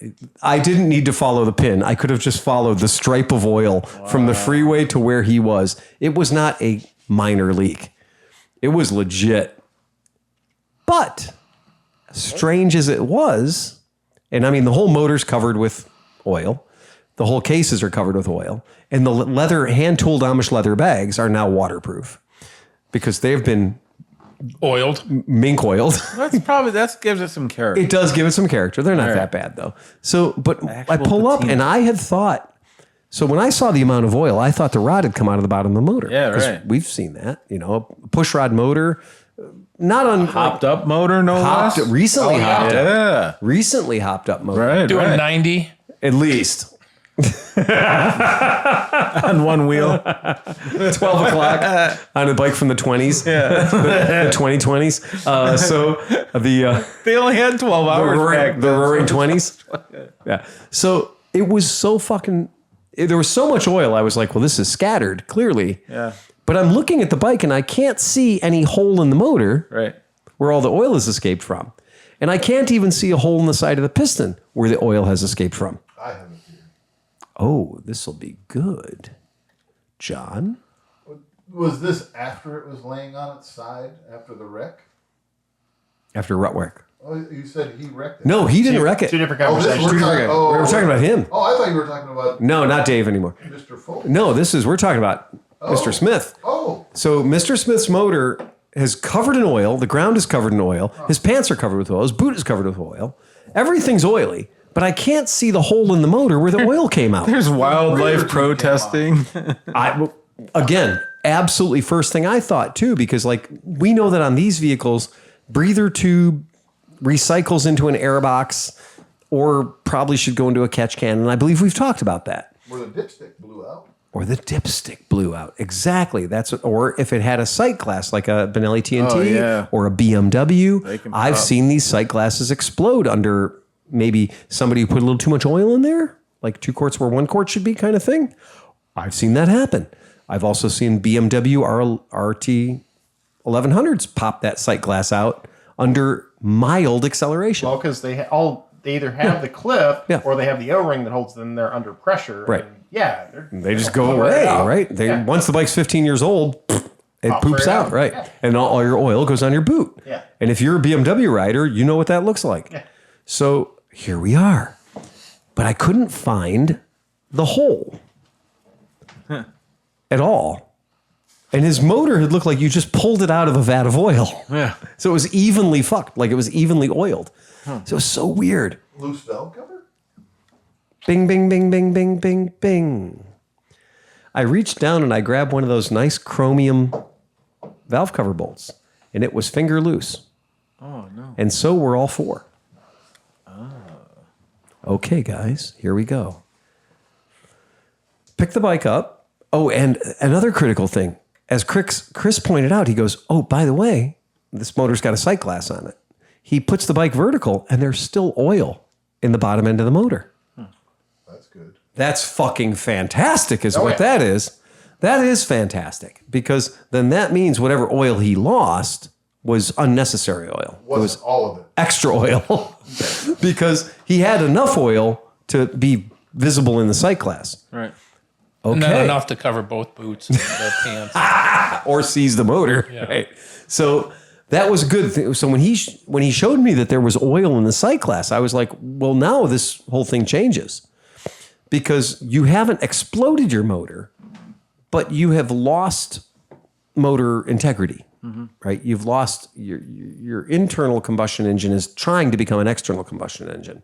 But that's okay. As I then started manipulating other things with my fingers, as I diddled it more, I found more and more things that were finger tight. More and more things. Now, I know that he just had this motor top end replaced with a hot rod kit. What I didn't know was how many miles you'd put on the bike since you had the top end replaced. But you said you did the DGR on it, right? Yeah. Did you do any other riding on it? It's probably a total of 650 miles. Okay, there we go. Yeah, that's time Okay. to retighten a new All right, bike. guys, now we're going to get into the topic of tonight's podcast. Yeah. Okay. Because it wasn't a day after, a day before I picked you up, that one of our podcast listeners who bought the motorcycle that I brought to the show tonight that you all rode, the genuine G400C. One of our customers bought one of those. And in a relatively short period of time after buying it, the nut that holds his rear shock absorber on left the building. And the phone call to me, and I said, well, then you need to go to the hardware store right now and buy another one of those nuts and put that nut on with Loctite tightly. And it's a big nut. And it's a big fucking nut. It's like an M12 or an M10 by 125.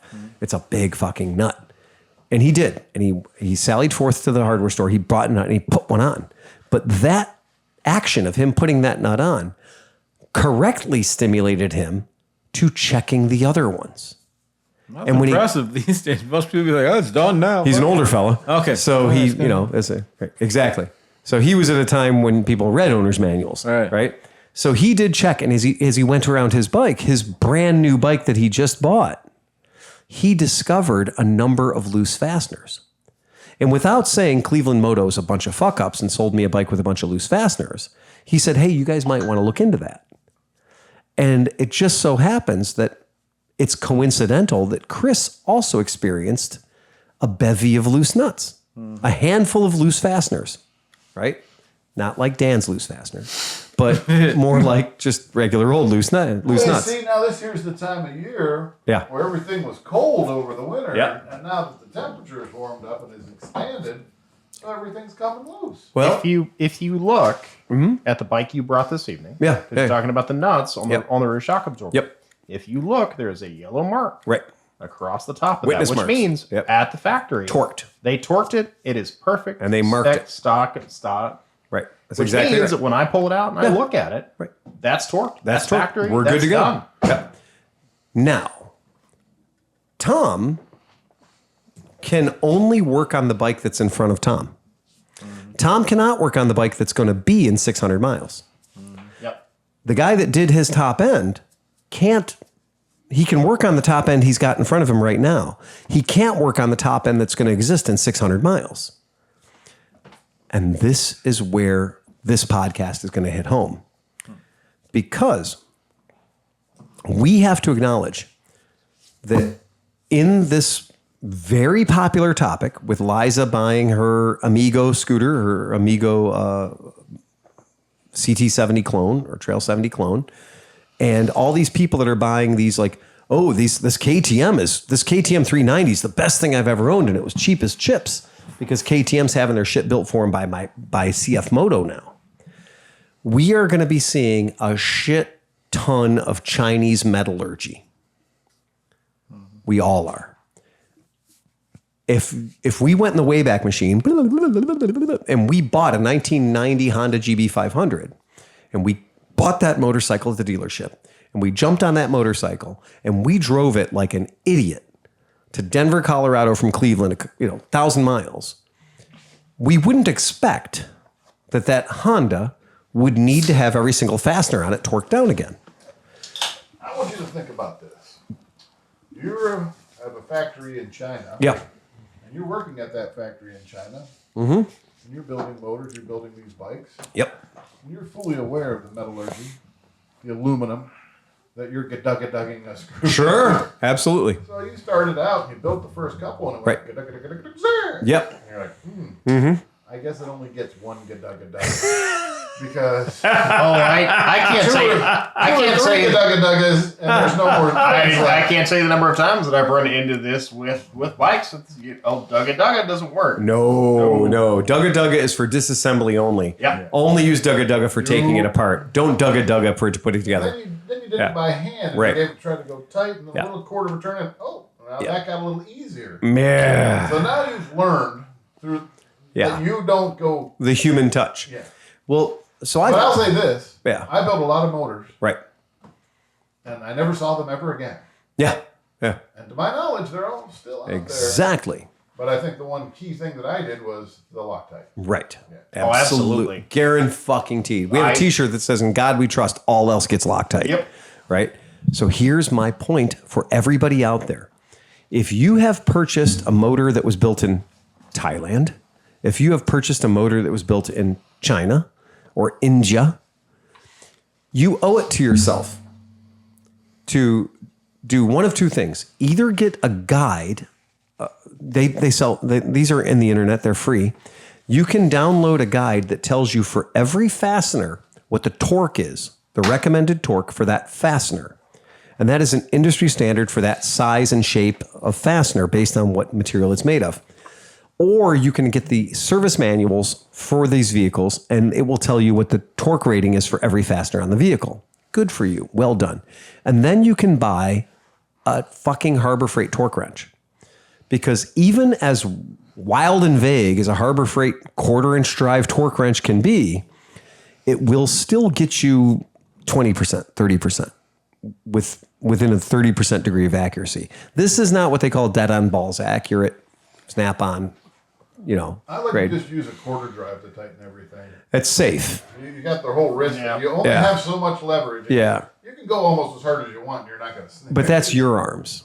Yeah, that's your arms. That's those hams you call fists.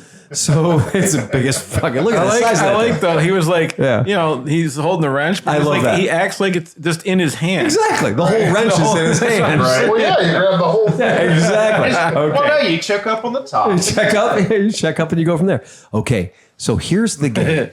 And this is our little experiential learning. If something has the number 8 printed on it, it does not necessarily mean that it's a grade 8 bolt. It just means they had a stamp that said 8. It means they stamped the number 8 on it. Yeah. So this is where you have to use a little bit of caution going into the situation. Who here has ever tightened something that had a 10 millimeter hex head on top of it? You're using a 10 millimeter wrench and you're tightening it to what you believe to be something like 18 foot-pounds and had that son of a bitch snap right off on your fork top clamps or whatever. That happens to me. Happens all the goddamn time. Happens a lot. Oh, look, it's easy outside. Exactly. Right. We're going to play a whole new game, right? How to turn a 40-minute job into a 4-hour job. Now, the reason for that is simple. It may not be that you have gone over the torque. You may not have actually gone over the torque. What may have happened is that fastener may have been installed and uninstalled and installed and uninstalled enough times that the threads have stretched. And if you take that bolt out of hole number 1, and when you're reassembling it, you put that bolt into hole number 3, it will not match the threads anymore because the threads have stretched. Right. And when you're putting into hole number 3 and you're tightening it down to hole number 3, those don't match up anymore. The 1.5 pitch might be a 1.0 pitch now. Right. It may have pulled the pitch of the threads. And now when you're going in there, you're actually You're literally Stripping. cross-threading it. Yeah. And then it snaps right off. But now it's a motherfucker to get out because it is literally cross-threaded in a hole that it came out of. And we've seen that happen. Now, when you get into Chinese metallurgy, everything goes out the window because the stretch on this shit is phenomenal. It's off the charts. So when you torque something down, there's a rule that I was taught at a very young age building motors that there's 5 heat cycles. And that means no more than 20 minutes of work on the engine, cool it down, and then torque it again. Mm-hmm. So when you do any job, and I'm talking about putting a top end on a Yamaha motor from the 80s, I still go out and heat cycle the thing 5 times, and then I get my wrench out and I just give it a little snug. Maybe I don't have the torque wrench on, but I just give it a little snug. And sometimes it's 1/8 of a turn, sometimes it's 1/4 of a turn. And the tip is if you're using Loctite or any other type of a thread locker, you don't need to use the red Loctite. You don't need to use the blue Loctite. The green Loctite is for frequent reassembly and it works just fine. Put that on and that allows you to go to your maximum torque on your bolt. And if you read the package, it actually lets you go about 10 to 20% further than the maximum torque. So if you have 20 foot-pounds allowed on that fastener, you might be allowed to go to like 22, right? Not that that matters, but think about it. What Chris found out, 600 some miles after that top end was installed, every fastener that the person that is a professional, that the person put on the vehicle, every fastener, every single one of them that I could touch had backed out. Well, I mean, also think about it, man. That's a cymbal, so it's a thumper. So it's all that thumping going on and heat cycles. Heat cycles like crazy and a lot of vibration. It's a rigid back end bike. Yeah. Now, you did a Chinese bike. Mm-hmm. And you went into it knowing that before you could ride it, you were going to have to make a hardware order. Oh, yeah. Yeah. Right? Oh, yeah. Because your research that you did into that very, very, very affordable Chinese bike, every single person who'd done anything with them had said what? Yeah, change all the important bolts. So I changed the axles, the swing arm bolt, all the motor mounts, not the bolts for the motor mounts. I said the axles, the bolts that hold the brakes on, because you don't want those snapping and breaking off. Yeah. But like the rest of it wasn't horrible. Like after you did that, but like you're saying, you had to do the prep work. Like I took the oil out, I changed oil immediately. I double checked all the bolts. A lot of the bolts were loose. Right. I did just like you're saying. I heat cycled the motor like 3 times and then torqued it down again. I torqued it, but I didn't torque it. Right. Because I was scared to torque it. You know what I'm saying? Holy shit. Oh, yeah. That's a good statement. When you look at a fastener and you go, okay, this is supposed to be 26 foot-pounds. Now, You know what scares me most? yellow bolts? Nope. Oh. Chromed bolts. Chrome bolts. Yeah. Yes, because that's hiding everything. And there's a lot of them. There's a lot of them on the grim. Anytime a bolt is chrome plated, I'm like, I can't trust that. And the Chinese figured out about 10 years ago that grade 8 bolts have a yellow cast to them. Yeah. So they started making bolts out of an alloy that has a yellow cast to it. Right. Well, there's probably one guy in a booth somewhere that just paints the bolts. Because they do. That's the joke about the wrench, though. The wrenches that say drop forged. Mm-hmm. There's some guy named Forge that just drops them. He just drops them. This is a real thing. So if your motorcycle has Chinesium parts on it, now this isn't just meaning, oh, well, I'm okay, I got a Grom. No, your Grom's made in China too. Oh, yeah. Okay. Well, it's okay. I got a, right next to the Boom Vader. Yeah.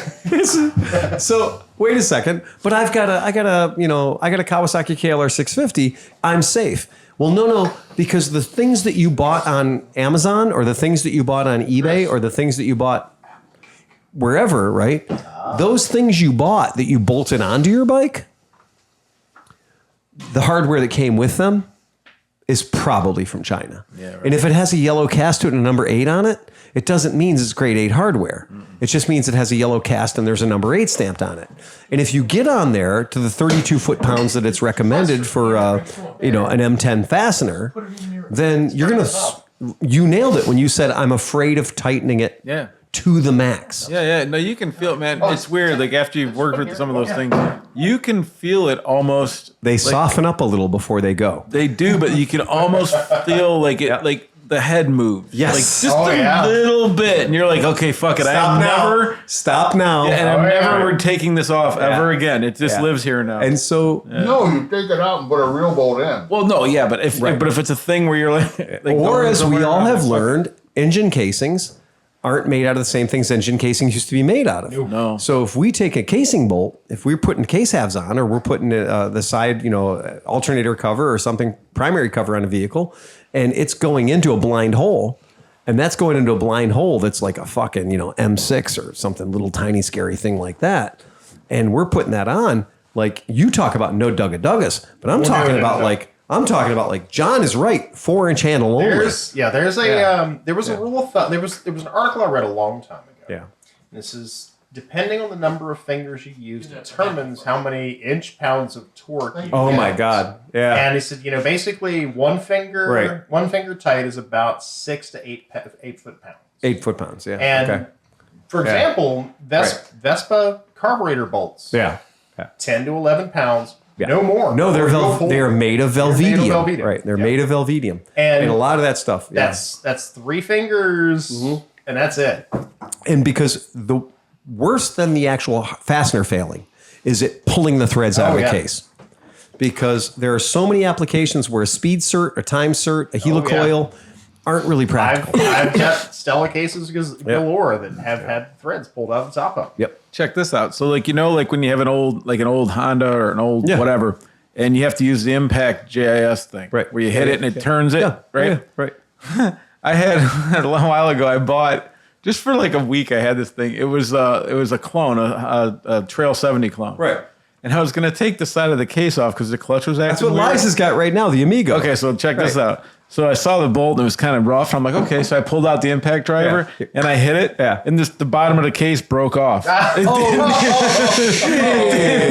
I didn't. That's what it was. That's You what mean the case lump? Yes, Like the lump where they put the casting in? So the screw to hole, hold the bolt? Oh, the screw hole went here. So the bottom.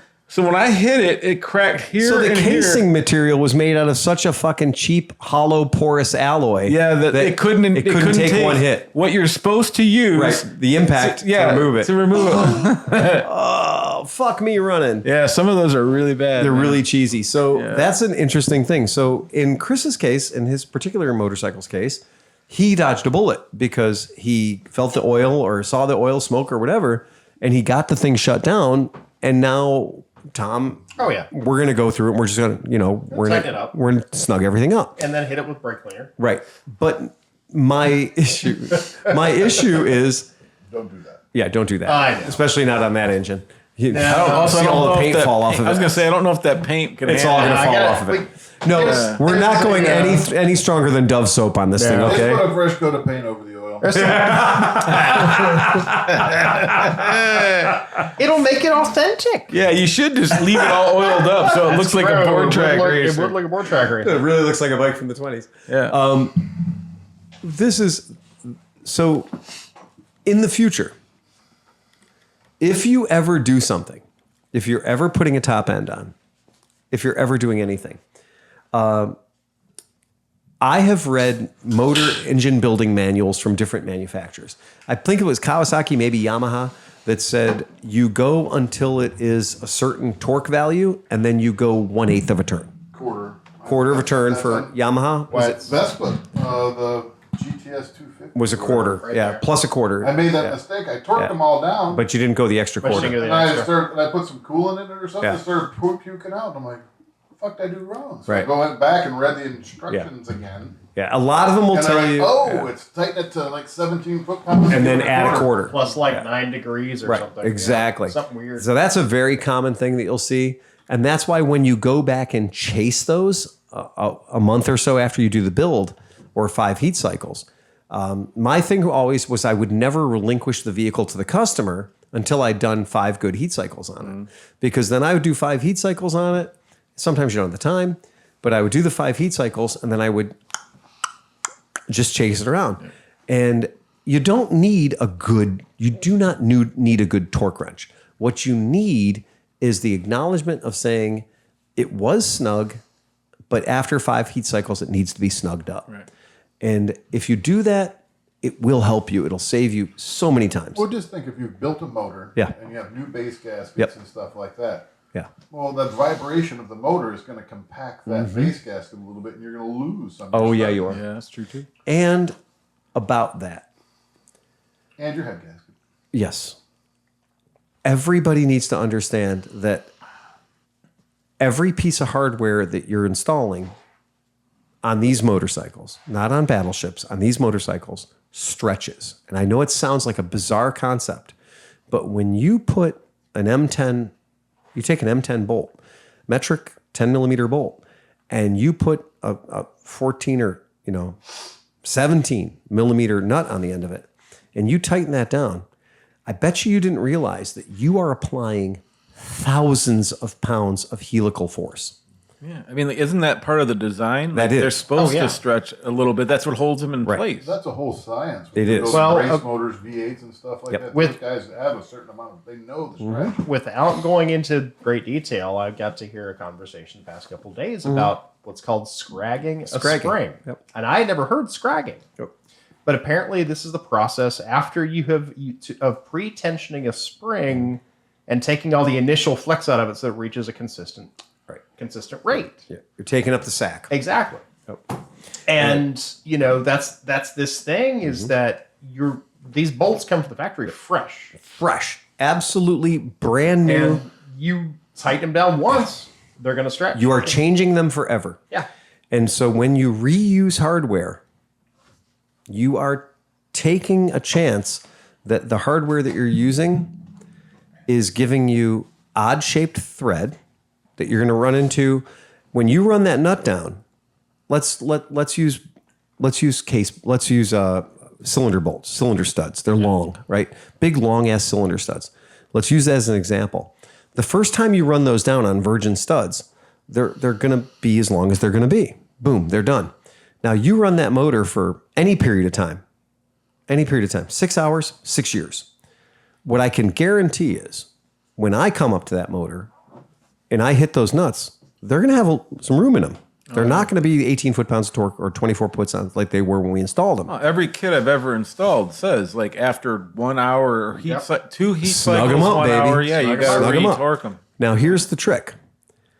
That bolt, as evidence of this, is no longer the same bolt it was when it left the box at the factory.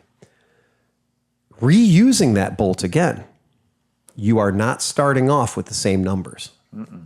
And keep in mind that if you are going to reuse those, what some people believe to be the intrinsic original parts of the motor, the cylinder studs, if you're going to use those again and not buy new ones, that you are never going to know when it's tight because you are pulling it beyond where it was originally designed to be pulled every single time you rebuild that top end. Now, for 4-stroke owners, it's not a big deal, but for 2-stroke owners, that could be every 6,000 miles. Yeah. That could be every 12 races. Well, Vespa, Yeah. Specifies. when they start, Yep. when they started coming out, they've changed the nut, but they specify every time you do a variator belt change, roller weights, and shock absorber, the shockers, Yep. sliders, that you change the nut on the variator Absolutely. every single time. If you no reuse matter those, what. they will back off. Yeah. And Thomas found it out. I found it out. Oh, yeah. Because it's this giant fucking 17, the thread is 17 millimeters. Yep. It's a big giant nut. And you're like, how could that giant, ridiculously big fucking nut become disfigured? But it actually does become disfigured so often that reusing a piece of hardware that costs $3, Yep. that fucker's that big. I guarantee if you do that job in your garage, it's coming off. And it's going to come off when you're going 65 miles an hour down the freeway. And that's your crank. Literally the end of your crankshaft. Replacing that nut takes 2 minutes. And replacing a crankshaft takes 6 hours. Well, it's if you were lucky, I break out the big giant die and run it down. You're never that chase lucky. the thread, and you're never that lucky. lucky. So when you reuse when you're going to rebuild your motor, when you're going to rebuild your transmission, any opportunity that you have to spend a couple of bucks and buy a brand new piece of hardware, you should fucking do it. Most companies will even tell you, do not reuse it. You do not reuse head bolts when you rebuild a motor. If you look into the owner of the service manual of these things, it will generally warn you off of that. Yep. Most people don't. Nope. And I think with Chris's bike, and I think with this bike that we're experiencing, the Genuine that our customer has, the G400, I think that all of that is amplified because of the country of origin. Yeah. And I think we're going to see that with, how do you put it nicely? Some of these high-end brands that are having their motors manufactured in China, even though you might have a high-end brand, even though it might say BMW on the cases or something like that, or KTM on the cases, I think that that's a thing that we might have to consider if you're a user, if you're an end user. Where does this come into play? Oh, I just bought my KTM 390. I just got my Husqvarna 401. Okay, cool. You having fun with it? I love it. Are you going to take it back to your dealer for its 600-mile service? Yeah, I am. Great, cool. When you take it back to the dealer for your 600-mile service and you give the man whatever money he's going to charge you, when you get it back from your dealer, I'm not trying to throw shade on anybody. Check some of them. Go ahead. Get out my first socket set. Get it out, that one that you got as a stocking stuffer, and just go over some of the pieces of hardware. If some of them are loose, it's not that bad to give them a call and say, hey man, can you go over this for me? Right? And they might go, oh shit, sorry, bring it in, we'll go over it for you. Because I would always rather say, sorry, bring it in, I'll go over it for you, and we'll go over everything. Full disclaimer. Yeah. Don't break the bolts. Yeah. Because snugging it up is a lot different from torquing it down. And that's absolutely And the last thing true. you want to do is have me extract You have to the bolt. start over again. and that is... And Sleepy said that too when he said he's frightened of you can snapping them off. Yeah. Because if you get on there and you're ham-fisted with a 12-inch handle or an 8-inch handle on a 3/8-inch drive wrench, you might think you're just snugging up a valve cover bolt, and then that fucker comes off. And then you know what else sucks? Yeah, well, that's a fucking terrible job. Yeah, you know what else sucks though is that if the metal is that shitty in the bolts, easy outs and shit They don't work. Yeah. My favorite thing's a reverse drill bit. Yeah, but that doesn't work. Tom learned about right there. Tom learned about So living in New Orleans for 20 years, you don't ever get to back out a bolt. You might as well throw the whole bike in the river and call it a freaking day because it is not going to, that bolt is never coming out. I pride myself on my left-hand drill bit So selection. sure enough, I'm putting on a front rack on it. I have been fighting this thing. He can tell you, I fought this thing all day. Every possible No part of metal lined up on this fucking bike. Man. Shit was off bike. It was like a Royal Enfield. I got out the ratchet straps. I'm trying to tighten this thing It's not together, working. and it is just fighting me. So it's got this bolt that you attach inside the leg shield. It's 10 So inches it's away. buried 4 Fucking inches terrible. down into the leg shield through a tiny hole. Yeah. And sure enough, I tightened it down, and all of a sudden you hear snap. And I went, I'm gonna have to beat this thing with a hammer and drag half the front end of this. And it's a Vespa. This is a Vespa. I'm gonna have to tear the whole front end off this Vespa. It will never come apart. Right. This is not coming back out. It is 4 inches buried inside of the bike. And I go out and get the left-handed reverse drill bits. Yeah. And I'm looking at this thing going, this is never going to work. And sure enough, just like butter, came right up. If you don't own a set of left-handed drill bits, my hat's off to you. You've had a very fucking beautiful life, man. Because otherwise, you got to have some left-handed drill bits. Oh, yeah. I had a very important thought. Yeah. So we were talking about Chris's bike before. Yeah. And it's all covered in oil. And everybody said, oh, yeah, like the old guys, right? Right, The old right, dudes, yeah. right? So I started thinking, because that happens sometimes. Every picture I've ever seen of those dudes back then, like they were all wearing white. And yet they rode like total loss oil. I love the white sweaters. Yeah, with white gloves and white everything. The tan light colored Yeah, so pants. think it would be like you riding your bike having a problem, but that's just riding your bike every day. Yeah, but like that was it. Every oil squirt on everything. He might see later. As much as it seemed exotic, he couldn't have lost more than a pint of oil. I'm seriously, because there was still oil in his sight glass. Right. And his engine holds about a liter, right? So even if his motor was overfilled, he lost a pint, right? So if his motor was overfilled, a little oil looks like a lot of oil. Oh, yeah. Like when you cover a duck in a little bit of oil, it looks like a lot of oil. Yeah, one dot will fucking rainbow up a whole Forever. Yeah. Oh yeah. Yeah. So I really think, I feel like that, this weird thing about the Chinesium that we've learned about, there's more Chinesium in more places. Oh yeah. And like, the other tip when you said don't break it off is a good, like the don't break it off. Yeah. But keep in mind, snugging it is clockwise. If you're going to back it off to take another run at it, you've just taken away anything that we put in it. Yeah, right. Okay. So like the second you're like, when I tell you to snug it, that means you're only going in the clockwise direction. Yeah. If you like, I'm going to back it off and take another run at it. No, you got to start over now. Yep. You literally you are now taking all the tension off of that fastener and reapplying it. So now you're taking what was a snug and putting it into a unstretch and restretch. Yeah. So you just walked backwards. So that is a safety tip, is don't go anti-clockwise, go clockwise to snug it up.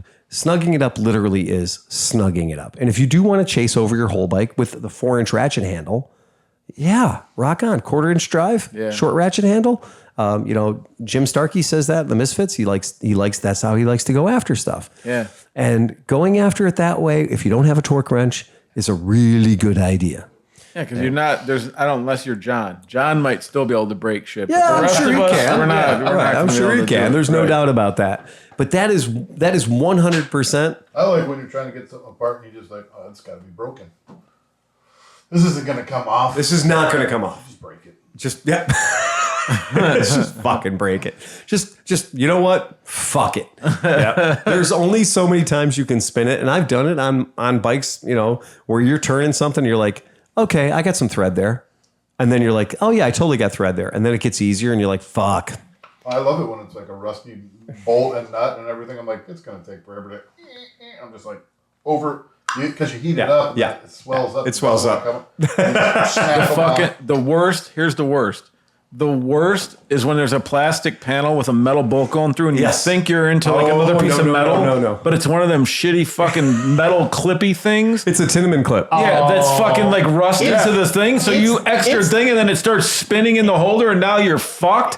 And you're just fucked. Like, you have to get saws involved. That might as well be called the Chinese curse. That might as well be called fake chrome. Right. Yeah. That episode of that story that's where the piece of chrome used to be. Right. Oh my God. I hate those. Those fucking suck. And because they're always put in a weird angle anyway, you always cross thread them. Totally. And then as soon as you got that thing cross threaded, you're like, I'll just give it one Gadugga. Yeah. Oh no. One Gadugga. And then it gets spins. No, it's gone. Yeah. No. If you're using your DeWalt, if you're using your Makita, if you're using your God forbid Ryobi, if you're using that to install a thing on your motorcycle, you've earned it. Everything that happens after that was your own fault, because they make T-handles in every fucking shape, size ever. I get the heebie-jeebies.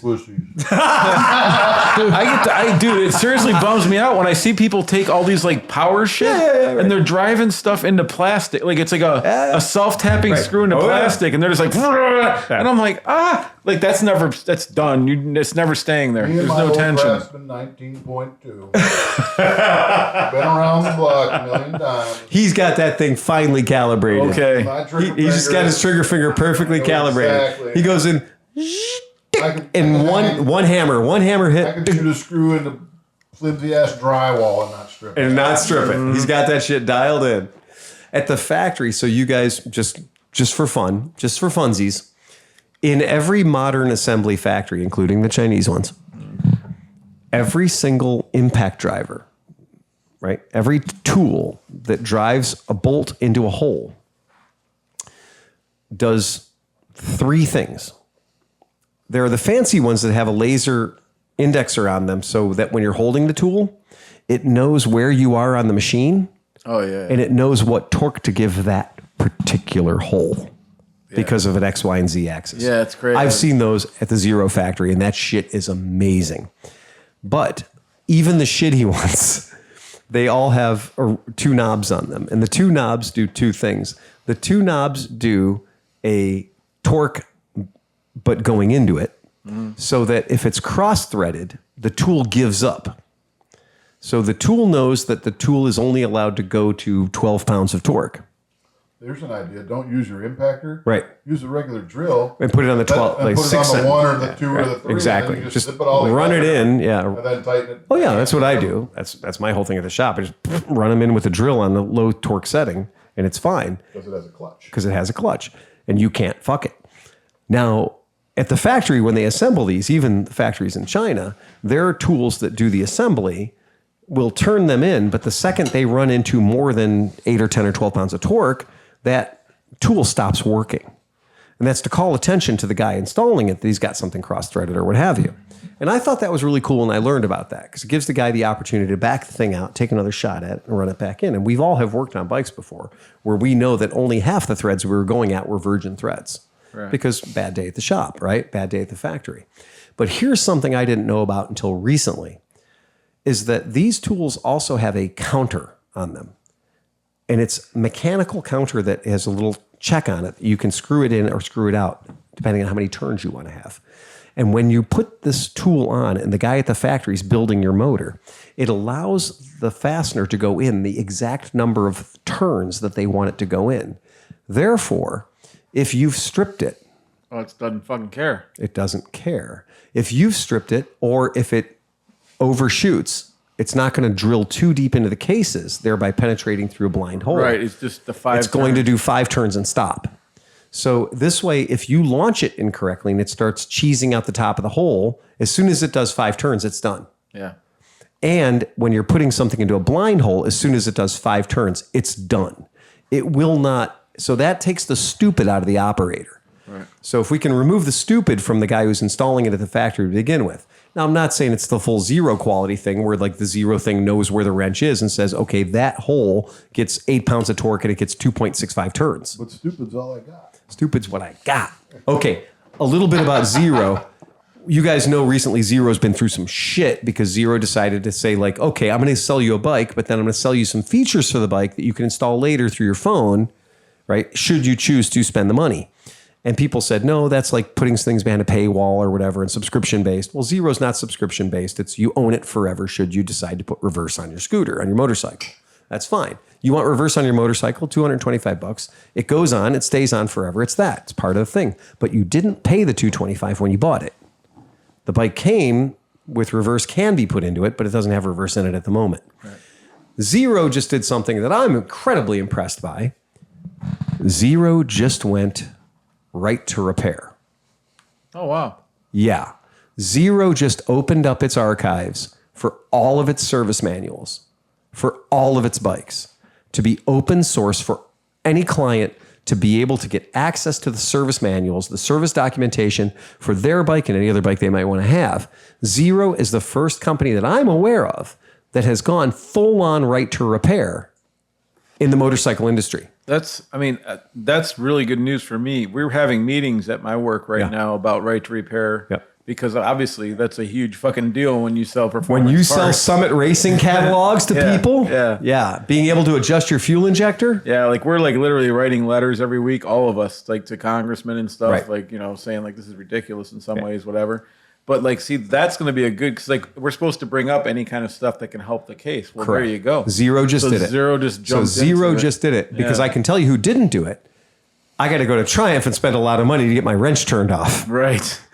I got a bright orange wrench where my thermometer temperature setting's supposed to be. All right. Because it turns out, no, I cannot turn off my wrench with the app or turn off my wrench with the BIOS, on the bike. So like, what if like, is that for like one service? Because like I'll never let anybody else change the oil on my bike. Right? Like that's Then what you must like the looks of a wrench. Really? Yeah. You can't even be like, I want to service my own bike? Congratulations, you're going to look at a wrench. You can service your bike, Sleepy. Yeah. Do you like how a wrench looks? Do you like an orange wrench that pops up on your dashboard and says service required? Honestly, in that case, I'd probably wear it as a badge. As a badge of honor. Fuck yeah, I do my own shit. Right. Man. Because every single time you turn the bike on, the wrench comes up and it says, you are overdue for service. It says that straight on the screen. Now, John noticed today that when he started up the G400C, it didn't say that. Right. And it only had one button push. Things about the G400C. I heard John going past our house, like past literally out in the drive. Like, John's like, I'm going to take the G400 out for a squirt. And he took the G400 out for a squirt, and his first pass was like, okay. Second pass, third pass, fuck! Fourth pass, fuck! I was like, oh, there you're getting into it now. It is pushing the tachometer. You don't have to. I wasn't redlining it. Oh, you can't blow it up. It shuts itself off. It's spirited. It is. It's spirited. Now that I've ridden that thing, now I definitely want one. Like it's. No, it is. I can't believe I can't believe they're not like an in-demand like motherfuckers want them bike. Because Genuine has not approached this situation with the eyes of a motorcycle company. Genuine has approached this with the eyes of the guys who made the Buddy. I mean, dude, think about it, man. When you first got him, you made the Scrambler. Right. They could have fucking made the Scrambler. We've had them for 5 fucking years or 4 or 5 years. That bike has been in the world for 4 or 5 well, that's years. the thing. And then you go to Europe, or not, you don't go, but you look what Europe has, and they have a Scrambler version and a fucking dirt bike version and a fucking. Then you're like, motherfuckers. Okay. Do you know what? The product may be good. The product may be bad. The product may be indifferent. But Royal Enfield knows how to advertise. Yeah. Royal Enfield makes sure they're marketing. You said there was a class, a Royal Enfield 650 class. Motor America. There you go. Yeah. Right? That's somebody who wants to sell motorcycles. Right? That's how you do it. Now, maybe it's more viral than that. Maybe it's cheaper. Maybe it's more YouTube-y. Maybe it's more Instagram-ly. Right? Maybe that's what you have to do because these are not expensive motorcycles. It's a 400cc motorcycle for under $5,000, right? That you can ride, and it's fuel injected and has 4 goddamn valves. And it's spirited. It's fun to ride. Yeah. And it's kind of what we want, what this podcast was founded on. Well, you know what I felt like? I feel like my CB350 is a 3/4 bike. Yeah. And I feel like this is the one scale version of it. You're right. This feels like if they inflated a CB350 all the way up. Yeah. Right? If they didn't just leave a little air out of the CB350. Because like, dude, somebody took a picture of me in DJR this year. On the CB350. And it looked like it was just crawling into my ass. Like,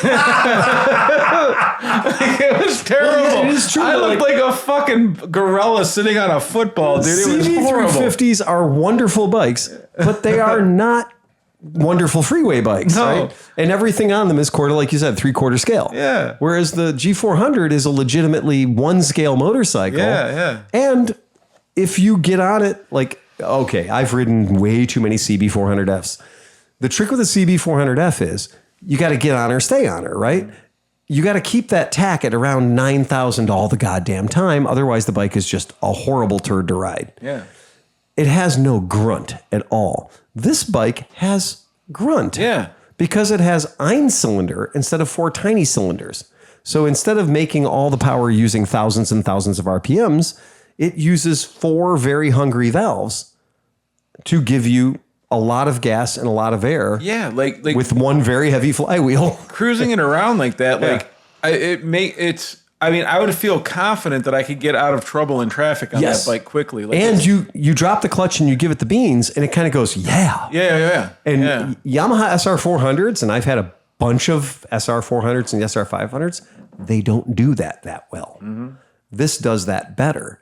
This feels to me like what I would want a vintage 3 or 4 or 500cc bike to feel like without any of the requisite maintenance. And I thought it was very smooth. Compared to like my Ascot, there was a lot more vibration there. Yeah. That wouldn't make your hands numb. And it's got a nice tone too. It doesn't sound bad either. Sounds good. Yeah, it sounds good. That Scrambler shit we did to ours was fucked up. We never should have done that. That thing. We couldn't. We had that weird reverse megaphone pipe that we put on there. Yeah. It just made it louder. Oh yeah. It was so angry. And I rode it home one time and I pulled it down my street. I cut the motor at the end of my street because I was like, my neighbors are going to be so fucking angry at me because that motor uses the same headers as the power bomb. Like, so all of the Honda XR series of motorcycles, XR dirt bikes, we didn't fabricate a header for that thing. We just bought one off eBay. Right. To build our scrambler kit, all we had to buy was the XR 400 header that they make, everybody makes. We bought one of those, and then we welded a big reverse cone megaphone pipe to it to look like Evel Knievel, right? That's all we did. So because that bike has essentially been the same bike since an 80s Honda dirt bike, there's all kinds of shit that fits on it. But riding it around, it's a fun bike to ride around. Yeah, man. Yeah. It's a very well-behaved bike, and I've ridden them on the freeway all kinds of miles. And I just they're think, fun. listen, so people, like, all these kids went and bought CB350s or CB500s. Right. And they chopped them all up to be cafe racers and all this stuff, and they still got a 65, 70 mile an hour bike. Maybe 80, maybe whatever. 80. Yeah. Dude, maybe 80. I'm like, man, I want to put a fucking Dunstall fairing, cut the Oh, back of this this is thing way off better and than any fucking- CB550 4-cylinder. and have a fucking fuel-injected cafe racer, man. Every single CB554 or CB504 I've ever owned does not have anywhere near the poke that this bike has. No, man. And I this don't bike know. is just like get on bike. And it has a Kickstarter in case you wanted to look macho in front of you somebody. go. You could use the Kickstarter. Be like Dustin and remove the Exactly. electric Take starter. the electric starter off. I'm just going to use the man starter. That's it.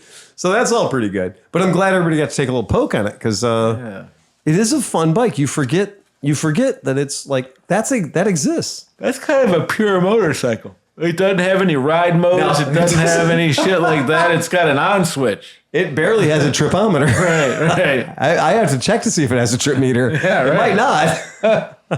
No gas gauge. No doesn't- nothing, man. No, it's just it's a very pure motorcycle. Has a headlight. If that's your definition of pure motorcycle, it's a very pure motorcycle.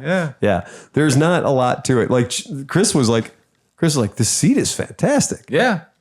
I'm like, it is the shittiest foam you could buy because that's the way motorcycle seats were in the 70s. They were squishy. It's the right shape, though. They were marshmallowy. Like, what happened? Why does every modern motorcycle manufacturer have to be like, you know what people like? Angular hard foam. I have no idea, but you're right. Like all the You are old right. bubble seats from Yeah. the day, like Yeah. my van, I'll sit. yeah. I watch TV sitting on that thing, dude. If the you know what? If the motorcycle seat looks like a loaf of bread, if it looks legitimately like a loaf of $1.29 Aldi bread, it's probably going to be awesome. It's probably going to be the the slice perfect marks seat. on The the slice top, marks on the everything, top man. is a bonus. The seat on Chris's GS 450, like that seat that's on his bike, is truly just a Lego. It's a Lego wrapped in foam. And sometimes it's And it's weird. perfect. Like my one GS 850, I don't think it has foam. I think it has like springs or something underneath there, a little bit of foam. Vespa, yeah. But dude, it fucking is great. It feels great. Yeah. Motorcycle seats have lost all their cool. Yeah. Like they have totally given up on it. And I don't know why, other than it's just like this pure idea of like, okay, well, we're going to save a lot of money on this part of the bike because the aftermarket, because every dickhead can go like, I fixed my bike, I put a better seat on it. And maybe it's because they're like, okay, we don't want to throw shade on the fact that our crank is super noisy. So we're going to give it a shitty seat so the reviewers can be like, oh, the seat's shitty. And everybody goes, well, I can fix that. So no big deal. I don't know how every bike that ever came out from like 1960 to 80 had decent seats. Really good seats, Yeah, too. and then like in the 90s when they started to get dumb with all the plastic and angular shit, they all brought in these. They're like, everybody wants to be a racer, so let's bring in like just foam pads. Well, but so if you look at the seats from like a 1981 Honda CM400T or some garbage like that, it's a metal pan. Yeah. It's this fucking big. It's ridiculous. It's wider than the bike is. And then it has this crazy foam in it. This really weird, like the foam that only existed inside the headrest of a 1971 Ford Maverick. Like that level of foam. And that's the foam that's in those seats. It's orange colored foam. And we all know because it dries out and it just falls through the holes and gets everywhere and fills up your air intake and ruins your motor. But like that seat, those seats were just perfect. yeah. They were epic. But then it turned into like, oh, well, we got to make the bikes lighter. So we're going to use a plastic pan. And then we're going to use this open cell foam or closed cell foam. Okay. Even take the foam away though. Yeah. You know what? Yeah. I've never been on a vintage bike that Yeah. made me fucking push my dick into the gas tank. Now Every new that bike, all is fucking angles bullshit. shit this Yes. way. When you hit the That is brakes, you're bullshit. slamming into stuff. Like, what the hell, dude? Kromke has to leave the room on this discussion because the whole idea I gotta of take a stretch. stretch. Yeah, Krobke can't even take the idea of his. No, we're tuning out. We're closing out here. Okay. Yeah, we're gonna close out. But you're absolutely right. Fuck that shit. Yeah. Put a seat on a motorcycle. Yeah. You know what's okay? It's okay for a motorcycle to have a seat. Well, the That's fine. G400C has a fucking good seat. It's got a legit there you seat. go. It is All a right. legit seat. The one thing about the GS I have, Yeah. is it has the most comfortable lounging Right. lazy boy Yeah. seat because the guy that I got it from, that's what he wanted. Yeah, but that didn't come from the factory Oh, that no, way. it didn't come from the Exactly. factory. All right, guys, that's all we got. We hope to see you at MIdOhio. Anyone else got anything else? Ride fast and take chances. Oh, you can wait. Hold on. Chris might have a joke. I think Chris has a joke. It could be. You heard about the poetry competition. So a priest and a shepherd in Australia participated in a TV game. After answering all the questions, there's a tie. So both were given one final assignment, and that's to write a poem in 3 minutes using the word Timbuktu, a city in Africa. The priest returns with the fruit of his inspiration, and it was, I was a father all my life. I had no children, had no wife. I read the Bible through and through, all the way to Timbuktu. The poem makes a great impression. Everybody's cheering, going crazy. The shepherd steps up and says, when Tim and I to Brisbane went, we met 3 women, cheap to rent. As they were 3 and we were 2, I buck wanted Timbuktu. Yes! Punchline only available to our top level Patreons. All right, guys. On that, please remember to ride fast and take chances. Play us out of here, John. Bum, bum, bum, bum, bum, bum, bum,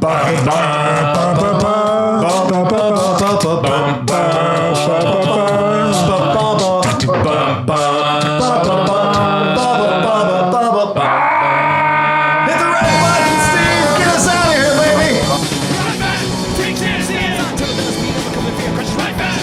Take chances. Ride fast, take chances. Ride fast, take chances. Ride fast.